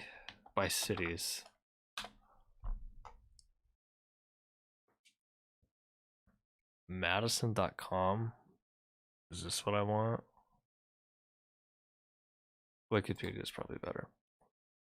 Oh no, that's cities by murder rate across the world. USA Today, all 50 states ranked by murder? No. CBS News, here we are. Highest murder rates in the US, deadliest cities. Oh, it's like a slideshow? Tucson, Arizona. Oh god. First one's a red. Oh, that's not really red, that's blue here. I don't even know. Wait, I might be looking at dead people on on that website. Let's not. Stroudsburg, Pennsylvania. Ugh, I gotta go through like a list. I want stats.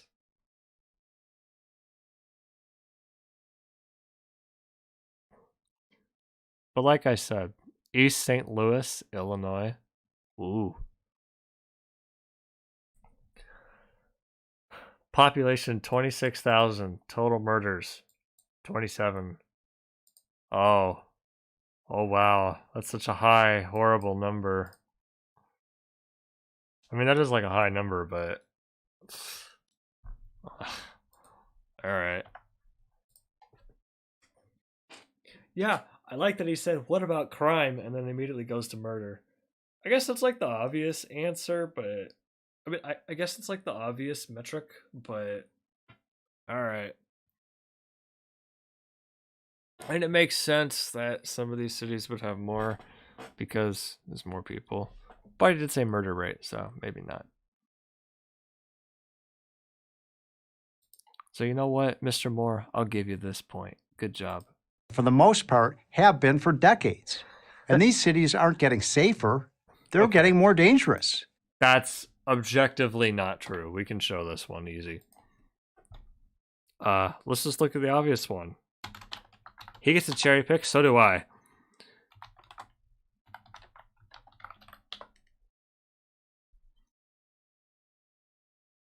ABC 7 New York.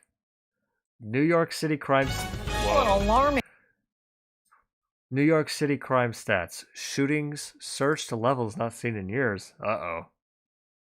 Oh, it is 2020, so COVID could be part of it. Can we get a graph, like... Can we get a graph for over the years? It wouldn't surprise me if 2020 is like an anomaly. I don't want to download anything. Crime in New York City.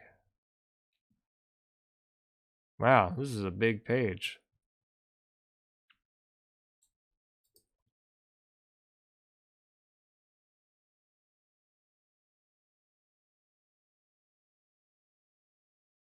Hold on. Where did the jump to murders per year? There we are. This isn't really a graph. All right, murders, most recent years. Oh, here we are. There's a graph. Look at this. Look at this. Ah! Oh no. What's this?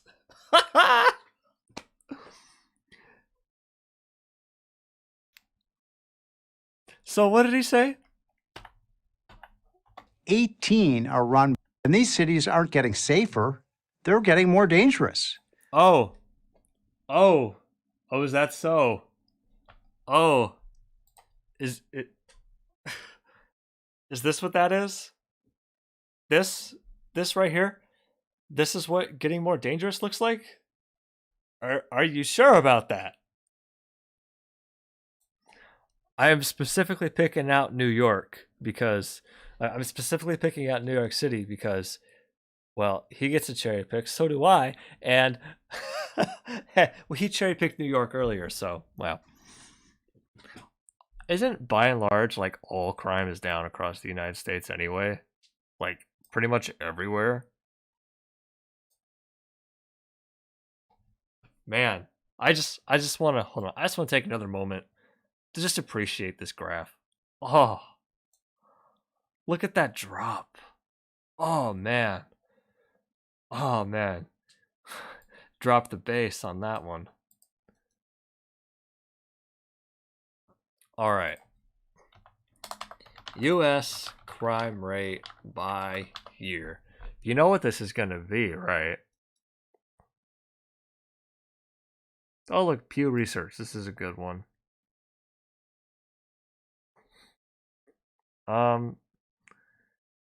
This is good, but give me like I'd like a better graph, please. No better graph. Okay. Do we got one here?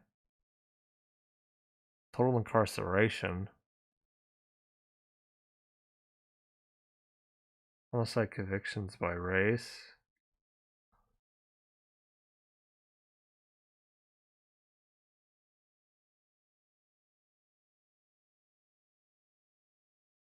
Alright, hold on. Homicide rates. Oop! Peeking up at the end there. But this isn't. I want like a. I would like broad crime, you know? Factcheck.org. U.S. property crime rate. Ooh. Just dropping down.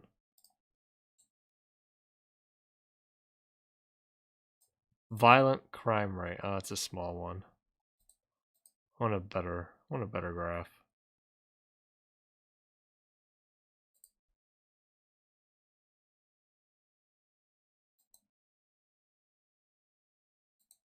I want one that I can like see. Murder rate in the United States. Okay.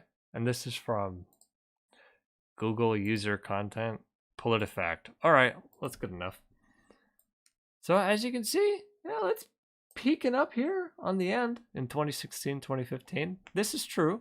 It's not exactly going straight down, but, well, looking at the broader picture, it is kind of flatlining here. Not exactly what I would say getting worse. U.S. property crime. Boom. That's a massive drop. That's easy. People don't do many property crimes anymore because it's like the security cameras. You're gonna get caught. You're not gonna get away with it. All right.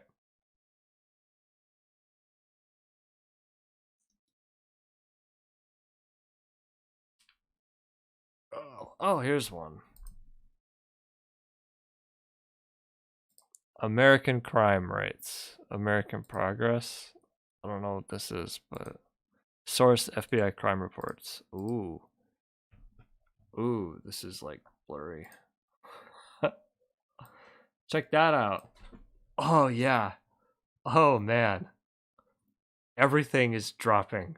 This is murder, rape, robbery, aggravated assault. Like violent crimes, more or less. All of them are dropping since the 90s. That's what I like to see. 2010, maybe it's gotten worse in the last 10 years, though. Ooh. Not really. All right, whatever. Okay, but let's actually deal with this argument. What does he say? I'm like almost 2 hours into a 5-minute video. I hope y'all know that. A good chunk of Minneapolis was burned to the ground as a result of riots following. Oh, God. I'm sorry. I forgot. We gotta make this. Oh, I'm dying. Aren't most cities run by Democrats, even if they have low murder rates? He doesn't understand. He doesn't know anything.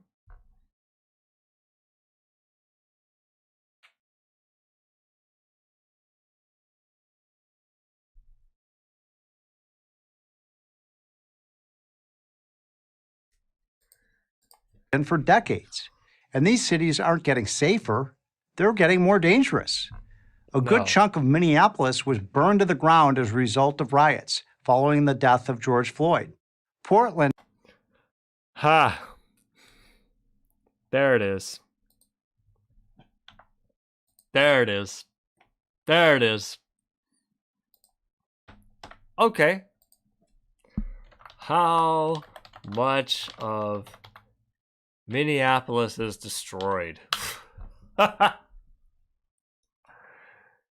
Star Tribune. Ooh. We got a map? Let's take a look. Twin Cities restaurants and retail stores hit hardest in the rioting followed George Floyd's killing. What are these orange dots? Damage? Just damage? Ooh, some are destroyed. Ooh, let's take a look. I can't click them and take a closer look. Damaged building, property damage, fire damage, destroyed. What's destroyed? Some of these dots overlap way too closely for it to be like multiple buildings are destroyed. What is it?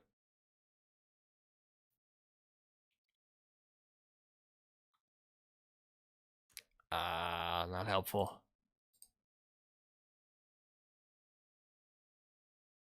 Aerial views, Twin Cities. Oh yeah, there we go. There we go. This is what I want. Oh man, that one. Yeesh. Yeah, okay. Ha ha ha. Shit's on fire, yo.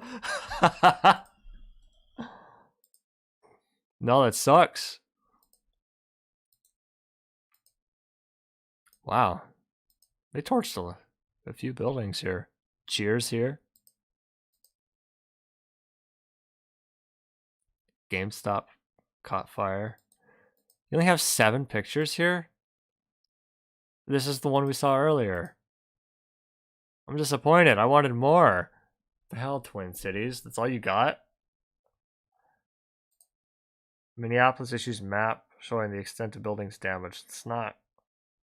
This isn't helpful. I want like actual pictures. All right, I'm willing to. Okay, I'm willing to say, buildings burned. That's bad. That sucks. That really does. You're not gonna hear me argue against that. Shut up, Donnie. But, and here's a problem with his argument here. So, what happened there in Minneapolis? That's bad. You won't hear me say otherwise. That's bad. However, and these cities aren't getting safer, they're getting more dangerous. His claim is they're getting more dangerous. I don't know if you can count like one large riot after something like that as an example of a city getting more dangerous. This was George Floyd, right? Yes. A good chunk of Minneapolis was burned to the ground as a result of riots following the death of George Floyd. Okay. Well, okay. Actually, I take it back. Ironically, the city is more dangerous. He is right about that because George Floyd was fucking murdered by the police. What? Yeah. City's pretty dangerous for him, wasn't it?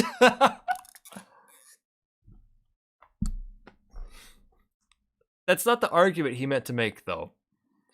Damn, Dennis Prager, why are you doing hiring radical far left socialists to do videos for your channel now? This is crazy. As a result of riots following the death of George Floyd. This is like the riots following the death of George Floyd. This is like a weaselly anecdote of an example to use to justify your claim that cities are getting more dangerous. You should give like some crime stats or something. Not a bunch of people. Yeah, his argument was cities are not getting safer. So the evidence he provides is, well, there were some riots in Minneapolis after the police fucking murdered a guy. Dog, give me something a little more than that. Of George Floyd. Portland had over 90 consecutive nights of rioting. not peaceful protests, rioting. Oh, okay. He had to get that in there, huh? Portland rioting. I never lived in Portland. I've never been to Portland. I don't know what it's like. What's been going on? How many nights of rioting? Consecutive nights. Over 90 consecutive nights.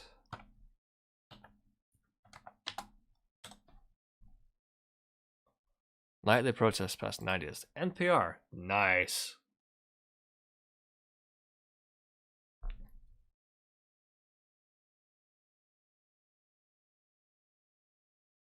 You know, I don't actually... At some point, I like stopped paying attention to some of this stuff.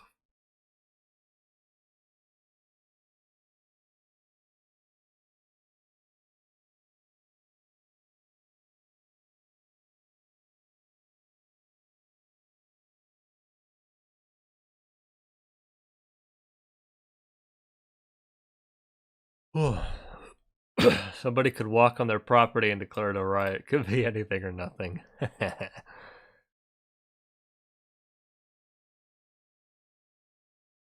Okay.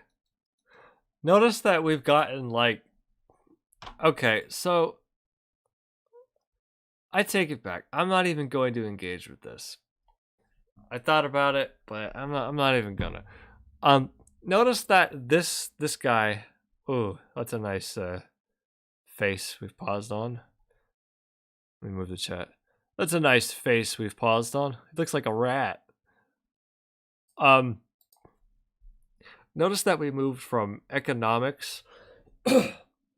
We've moved from economics to, oh, those liberals, they're rioters. The cities aren't safe.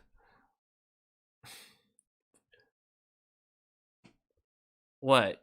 The economic arguments aren't going to stand on their own, or you made this whole video with this purpose in mind, so you could shit on these people? Just so you can shit on the legacy of Black Lives Matter, because you don't like black people. Of rioting, not peaceful protests, rioting. Look at that guy. Look at this guy. Peaceful protester.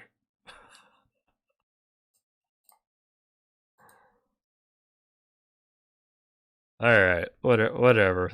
Like, this isn't even like an argument for me to address. Seattle allowed an entire section of the city to declare itself an autonomous zone. Yeah. A first. Oh man, here we go. Entire section of the city to declare itself over 90 consecutive nights of rioting, not peaceful protests, rioting. Seattle allowed an entire section of the city to declare itself an autonomous zone, a first in American history. A first in okay, I don't know what that's supposed to mean. There's been plenty of people who've done like, this is my land. I am succeeding from the Union. And it's like just one guy in like 2 acres of his property. That's this happened before and nothing really comes of it. Did he say Seattle allowed an autonomous? Seattle allowed an entire... Yeah, okay. They didn't allow it. It just kind of happened, and then they were like, well, whatever. And this... He's got it... I'm not really too familiar with the area of Seattle. He's got it grayed out, so it's like big, giant buildings right next to the Space Needle. If I remember correctly, it was only like 3 blocks, and some people put up barricades. And it was like a lot of homeless people.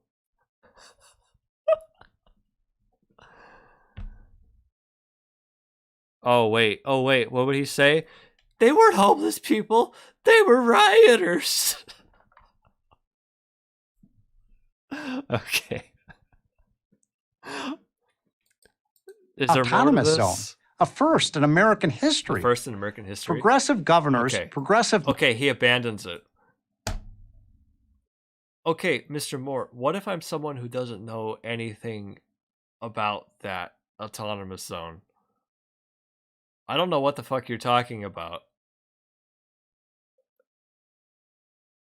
You have no evidence for anything. This is just you signaling to an audience who's already like familiar with it and hates it for whatever reason. I know, Blue City bad. Mayors, progressive police chiefs run all of these cities and states. Progressive police Ask chiefs. any resident of Los Angeles or San Francisco about the rise in homelessness, and you'll get a litany of horror stories. Both cities, of course, have a long history of progressive mayors. How about keeping us healthy? Okay, so he inserts a point about homelessness and doesn't say anything with it. Wow, this guy is like horrible at stringing together sentences and arguments. Hold on now. What was this? Governors, progressive mayors, progressive police chiefs run all of these cities. Progressive governors, mayors, and police chiefs run these cities. That's why there's a rise in homelessness in San Francisco and Los Angeles. The fuck?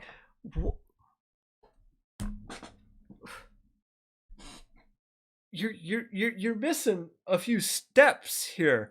You're not connecting them at all. What? How is this the case? How is that contributing to that? How are progressives in politics contributing to this? Contributing to a rise in homelessness? No. You need to make the argument. Just saying it is not an argument. You need to connect the two. Just saying it is just signaling to people who already have like an opinion about this. Homelessness, and you'll get a litany of horror stories. Yes, I will say there are like a fair amount of like stories that's like that guy just started jacking off on the bus and was staring at me. It was weird. That happens. Both cities, of course, have a... Of course, when it's like, when some guy's jacking off on the bus and staring at me, it's like, I don't sit there and I think, oh, wow, this is the fault of my Democratic mayor.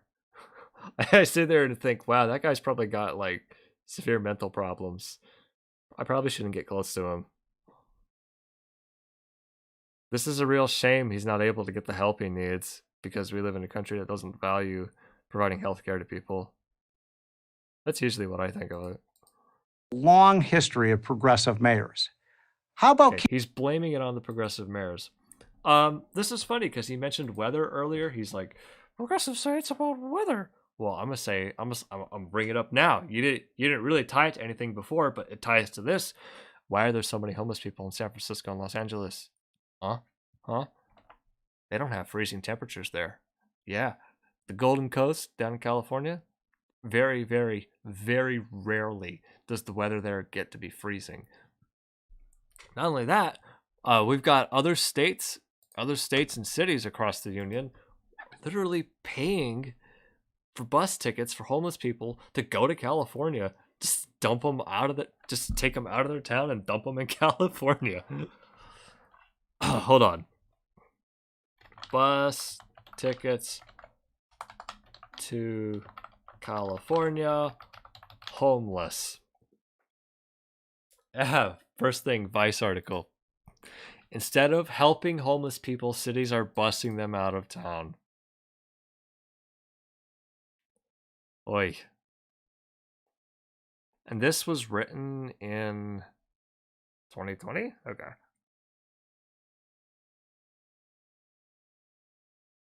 I guess it's about some individual person. I want...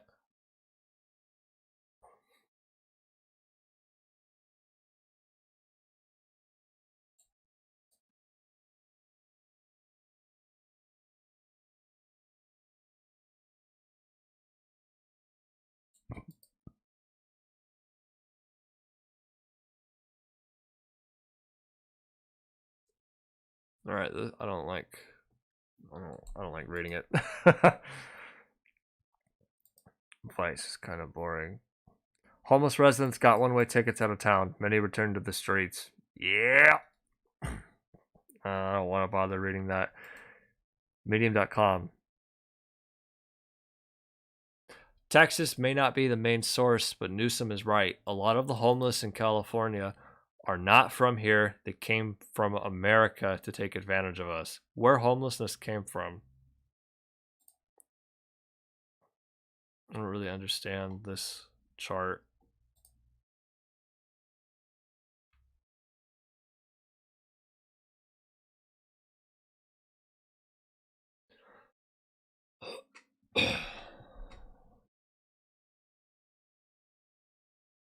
PolitiFact. The vast majority of San Francisco's homeless people also come in from, and we know this, from Texas. It's just an interesting fact. Huh. Wow, so that's a hell of a deal. Texas ships them. Texas ships California homeless people, and California sends tech companies back to escape the homeless people. The Guardian. Wow, this is perfect. This one's got a lot of articles. Bust out how America moves its homeless. Each year, U.S. cities give thousands of homeless people one-way bus tickets out of town. An 18-month nationwide investigation by The Guardian reveals for the first time what really happens at Journey's End. This is like about one person.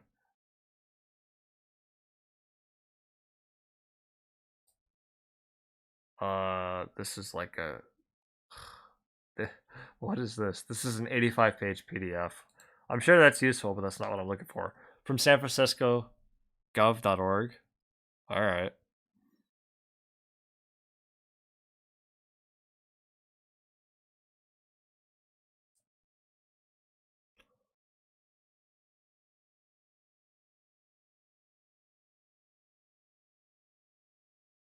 Oh, wow, okay.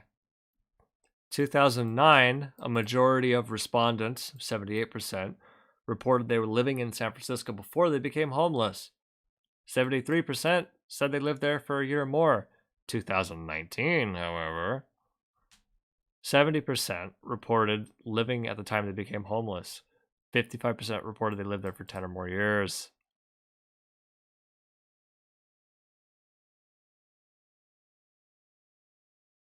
All right, good enough. 31% noted they became homeless outside of San Francisco. That's close to a third of the people we counted. Interesting.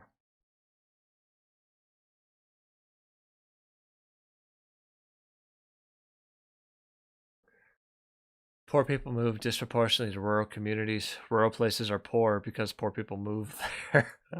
Okay. I mean, that's part of it, I guess. Florida City to provide one-way bus tickets for homeless people. Huffington Post. Look at this. There's also an episode of South Park about that, where the homeless people are zombies. They ship them, and the solution of the episode is they ship them all to California. Of progressive mayors. How about keeping us healthy and safe? Surely the progressive states with their strict lockdowns did a better job saving lives from the coronavirus. Wow. So in the second half of this video, this guy like has just lost his mind and doesn't have any real arguments, and is just like trying to signal to as many different things as he can. It makes sense. This video came out in October, so it's like the month before the election.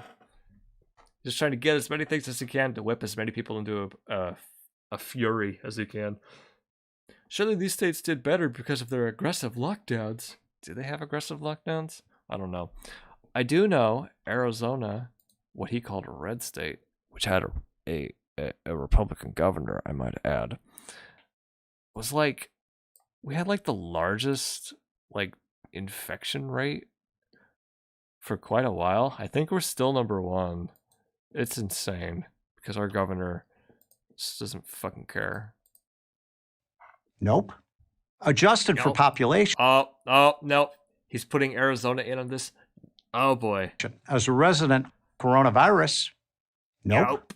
Adjusted for population, as a resident of New York, New Jersey, or Illinois, you are 3, 4, or even 5 times more likely to die of the virus than if you lived in a red state like Florida, Texas, Georgia, Utah, or Arizona. I don't think that's true. COVID death rate by state.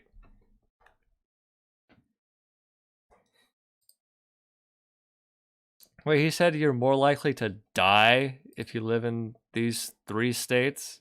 Why are you picking out these 3 again? It's kind of strange. Oh, but look at this. Oh. Oh no. Hold on. Wait. Hear that again. You were 3 tested for population. Lies from the coronavirus? Nope. Adjusted for population, as a resident of New York, New Jersey, or Illinois, you were 3, 4, or even 5 times more likely to die of the virus than if you lived in a red state like Florida, Texas, Georgia, Utah, or Arizona. 3, 4, or 5 times more likely to die than these states? Oh no. Oh no, he's actually lying. He's wrong about this. Arizona death rate per 100K, 154. Oh wow, this is like a weird interactive map. It's not fully following my mouse. 154 deaths per 100K in Arizona compared to New York. Wait, what? Yeah, 154 Arizona. 132 New York. So we're about 20 higher in Arizona than New York. So he just lied. Texas is 110, Arizona 154. Well, Texas is another red state, so I guess that's true. Texas 110, New York 130. Wait, 310. 110. Oh, that's interesting. Texas is a lot lower. That makes sense. It's a lot more rural.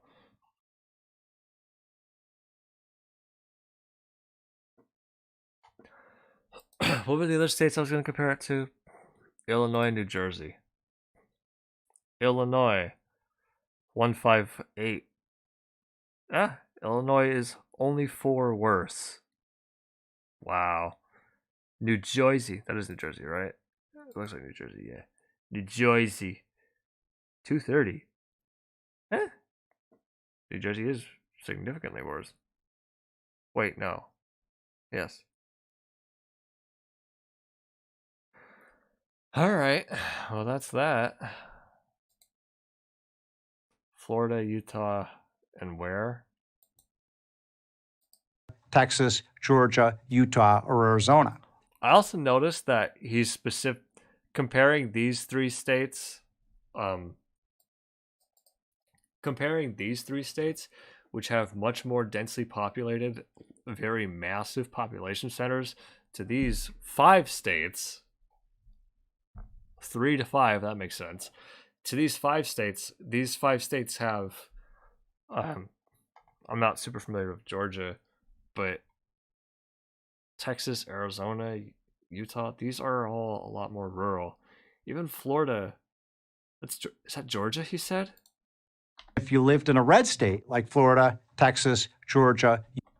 Georgia also voted blue. Good job, fucking idiot.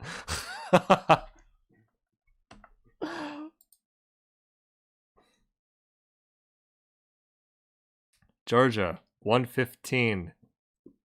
Yeesh. Florida, 112. 120. So what is his what argument is he making here?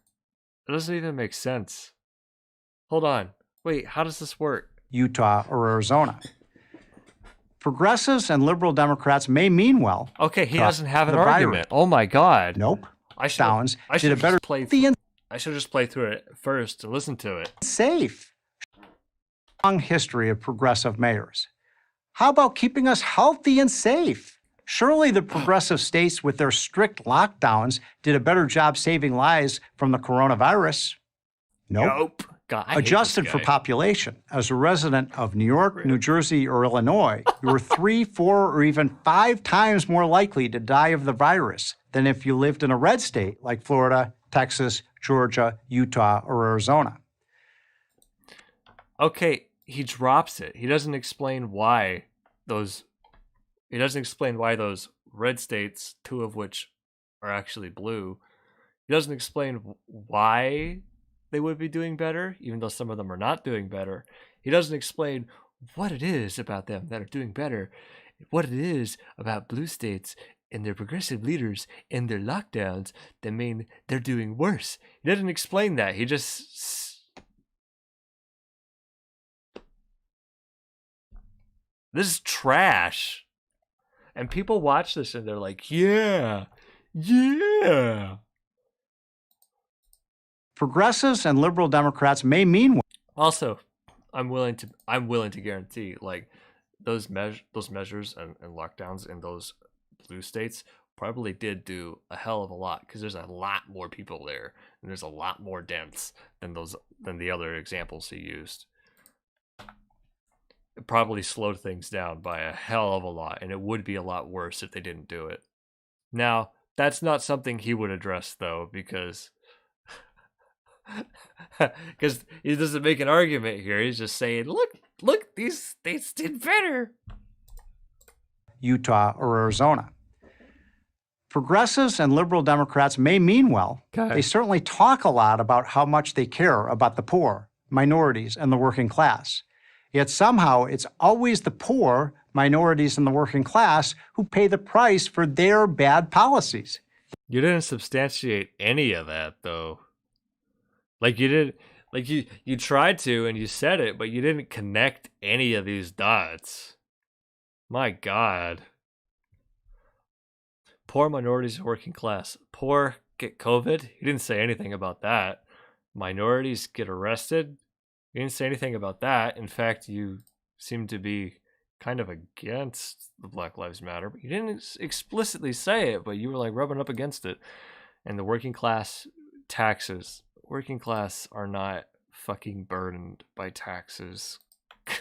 That's why those who can move do move. Those who moves. Can't get stuck with the short end of the stick. Red state America is prospering. Blue state America is in meltdown. Red state America has lost more jobs, like, over the last several decades, that to the point now where there are entire cities where there's basically no more work. They used to have big manufacturing, big mines. It's all gone now. And people keep leaving and people keep going to larger cities. Not necessarily to blue states, mind you, but they go there to have to people go to places where they can find work and jobs. And I'm sorry to tell you, for a large, massive chunk of this country, it's not there anymore. And it's frankly never coming back. That's not even to mention that rural areas have a massive fucking opioid problem. Well, a massive opioid crisis that it's just decimating people. Of course, Mr. Moore here would not explain that to you. Definitely not before an election.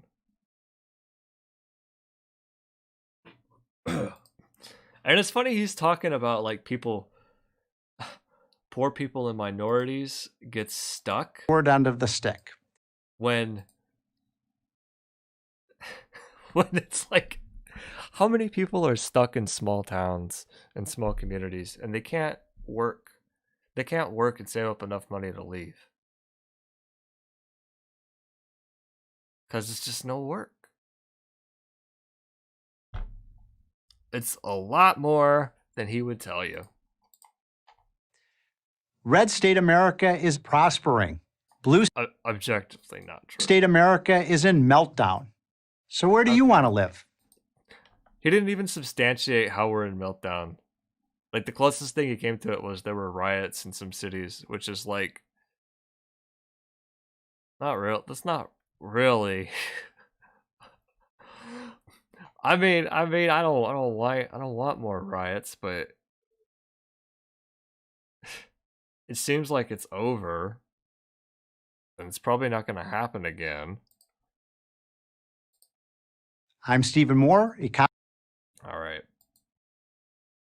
What other arguments? Oh, people pay more taxes. The taxes you pay are fine. The taxes you pay are fine, and like I said, median wages in a lot of these so-called the median wages in the blue states he mentioned, they're a lot higher. Your purchasing power goes further. Or your purchasing power per $100 may not be as much, but you got, by and large, you get more money to make more purchases with. Yeah. I'm Stephen Moore, economist at Freedom Works for Prager University. My God. Thank you for watching this video. To keep PragerU videos free, please consider making a tax-deductible donation. So if I have a second brain aneurysm right now and die on stream in front of all 11 of you, can I want you guys to someone come to my house and cut off a finger of mine and mail it to this guy, okay? Make sure he gets it in the mail. Just wrap it in just put it in an envelope. Don't even wrap it. He holds the envelope and there's blood dripping out of it. Make sure he gets it, okay? Can you guys do that?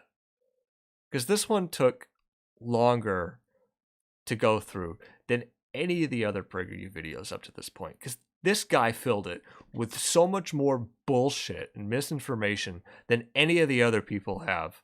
This is ridiculous. This is very clearly a right before the election video. Let's whip as many people into a frenzy as we can. Pathetic attempt. My God. I'm holding you guys to it. Holding all of you to it. I'm serious. Mail a finger to this guy. All right. Are we doing another video? No. I'm gonna take a nap. Sometimes after getting through some of these, I just feel my brain shutting down because I try to argue against some of the things they say because it's so obviously bullshit, and it's I have to bring myself down to another level to even think about how the logic works. This guy's called himself an economist. Oh my God. PragerU videos free, please consider making a tax-deductible donation. Thank you for economist at Freedom Works. Yep. Okay.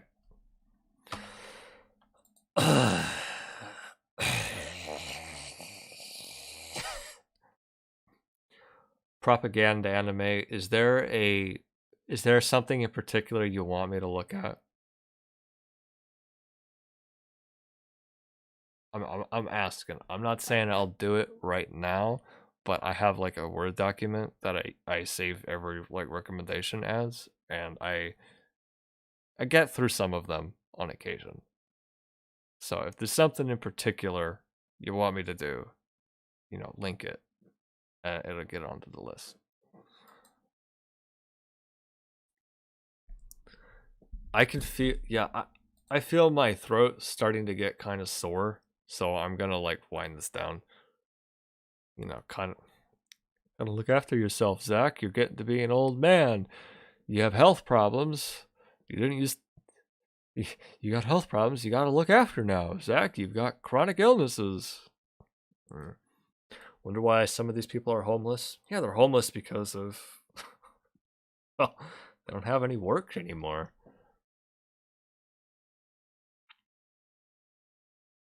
I don't think arguments have to make sense if you're a propagandist. I try to make mine make sense the best I can because I have intellectual integrity. But sometimes when I'm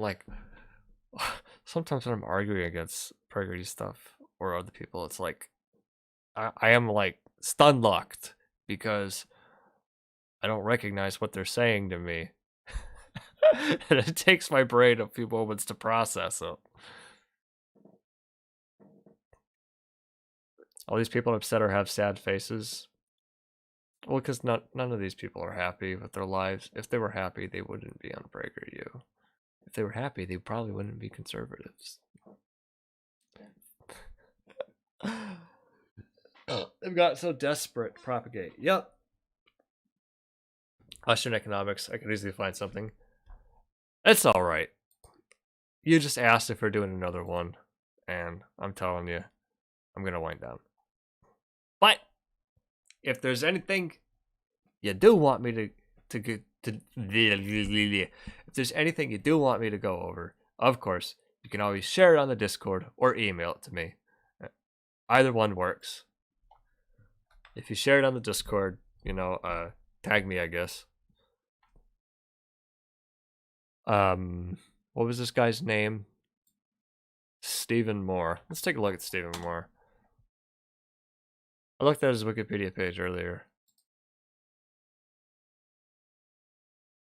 Yeah. Yeah, that's yeah, that guy doesn't look evil.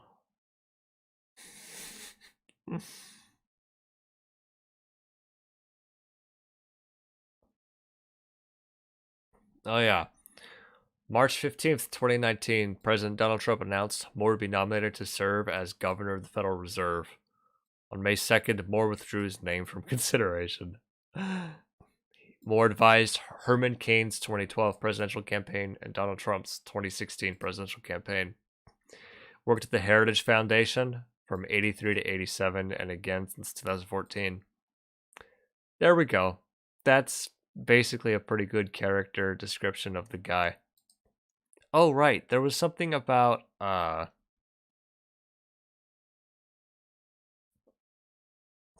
man, writing statements. We'll look at this in a moment. One thing I found really funny. I gotta mention this. In 2012, a Virginia court held Moore in contempt of court for failing to pay his ex-wife $300,000 in spousal support, child support, and other obligations in his divorce settlement. Moore did not respond to repeated court requests to make payments and failed to appear for a deposition before the court threatened to have him arrested and ordered him to sell his home to make the payments. Oh, man.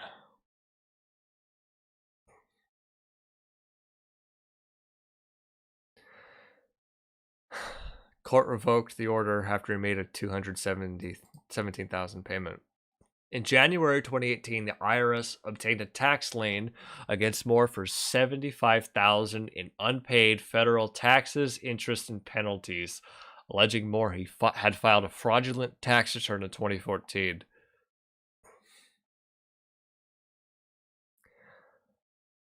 Oh boy.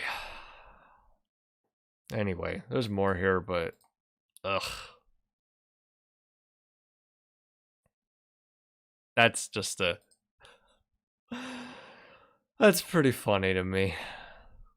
That someone like that who makes so many like horrible bad arguments owes like he owes like 5 figures to the IRS.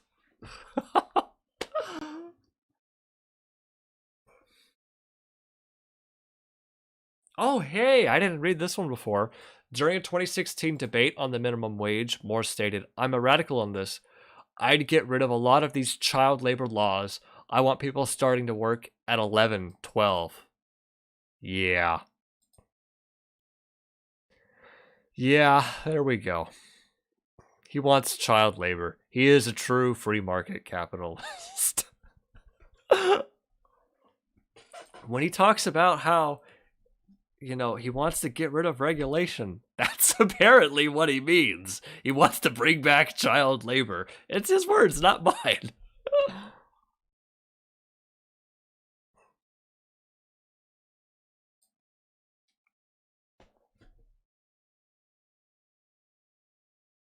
Let's see, is anything here good? Oh, here we are. Moore is a climate change conspiracy theorist. In 2009, he described climate change as the biggest scam of the last 2 decades. In columns and op-eds, Moore called those of concerns about climate change Stalinistic. Interesting. And has accused climate scientists as being part of a global conspiracy to obtain money via research grants, asserting that a tidal wave of funding revealed a powerful financial motive for scientists to conclude that the apocalypse is upon us. All right.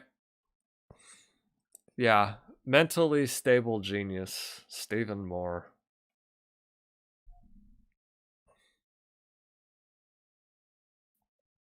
Yeah, never mind that, like, we have data that oil companies have pumped millions of dollars, no, hundreds of millions of dollars into this, into keeping their oil and into pumping their money into climate change denialism. And he's working for PragerU, funded by oil billionaires, Wilkes Brothers. Like, oh yeah, he's doing it, so there must be a conspiracy from the other people doing it as well, right?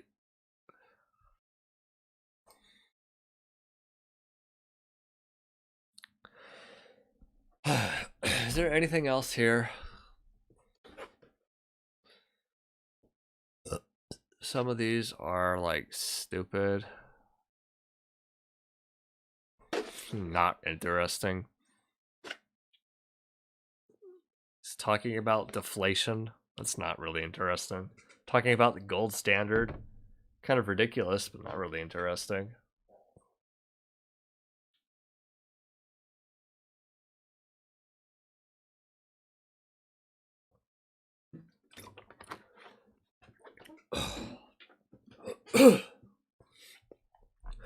More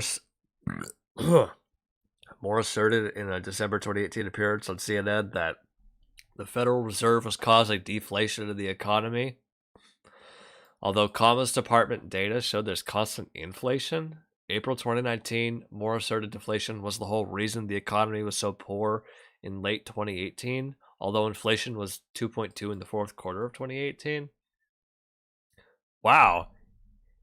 So, like, he's not an economist at all. He's just like a crazy guy who makes shit up. I've never heard that before. I've never heard that before. That deflation is wow. Okay. Okay.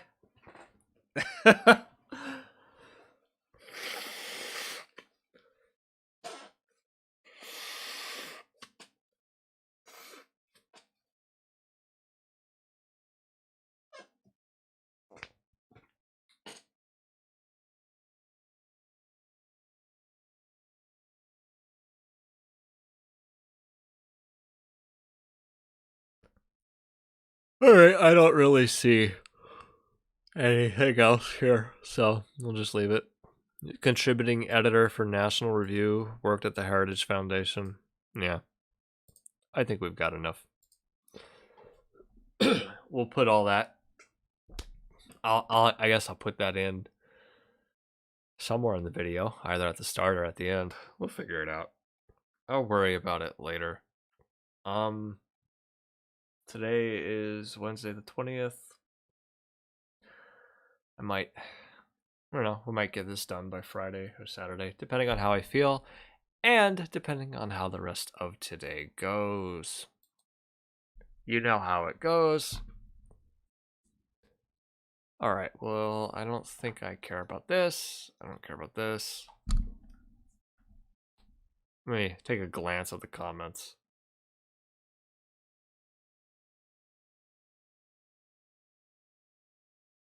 Yeah, nothing really interesting.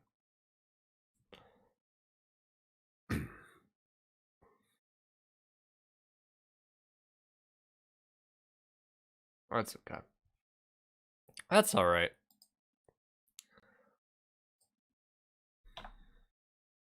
Alright. We'll just end let's wind the stream down now.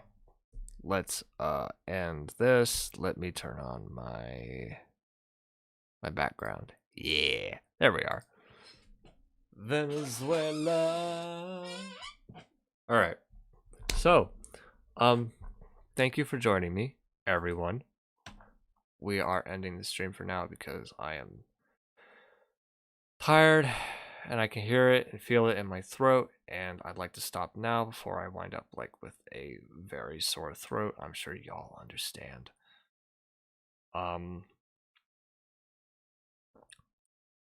Yeah. I'm going to try to get this done, get the actual video of this out before the end of the week, before Saturday. We'll try.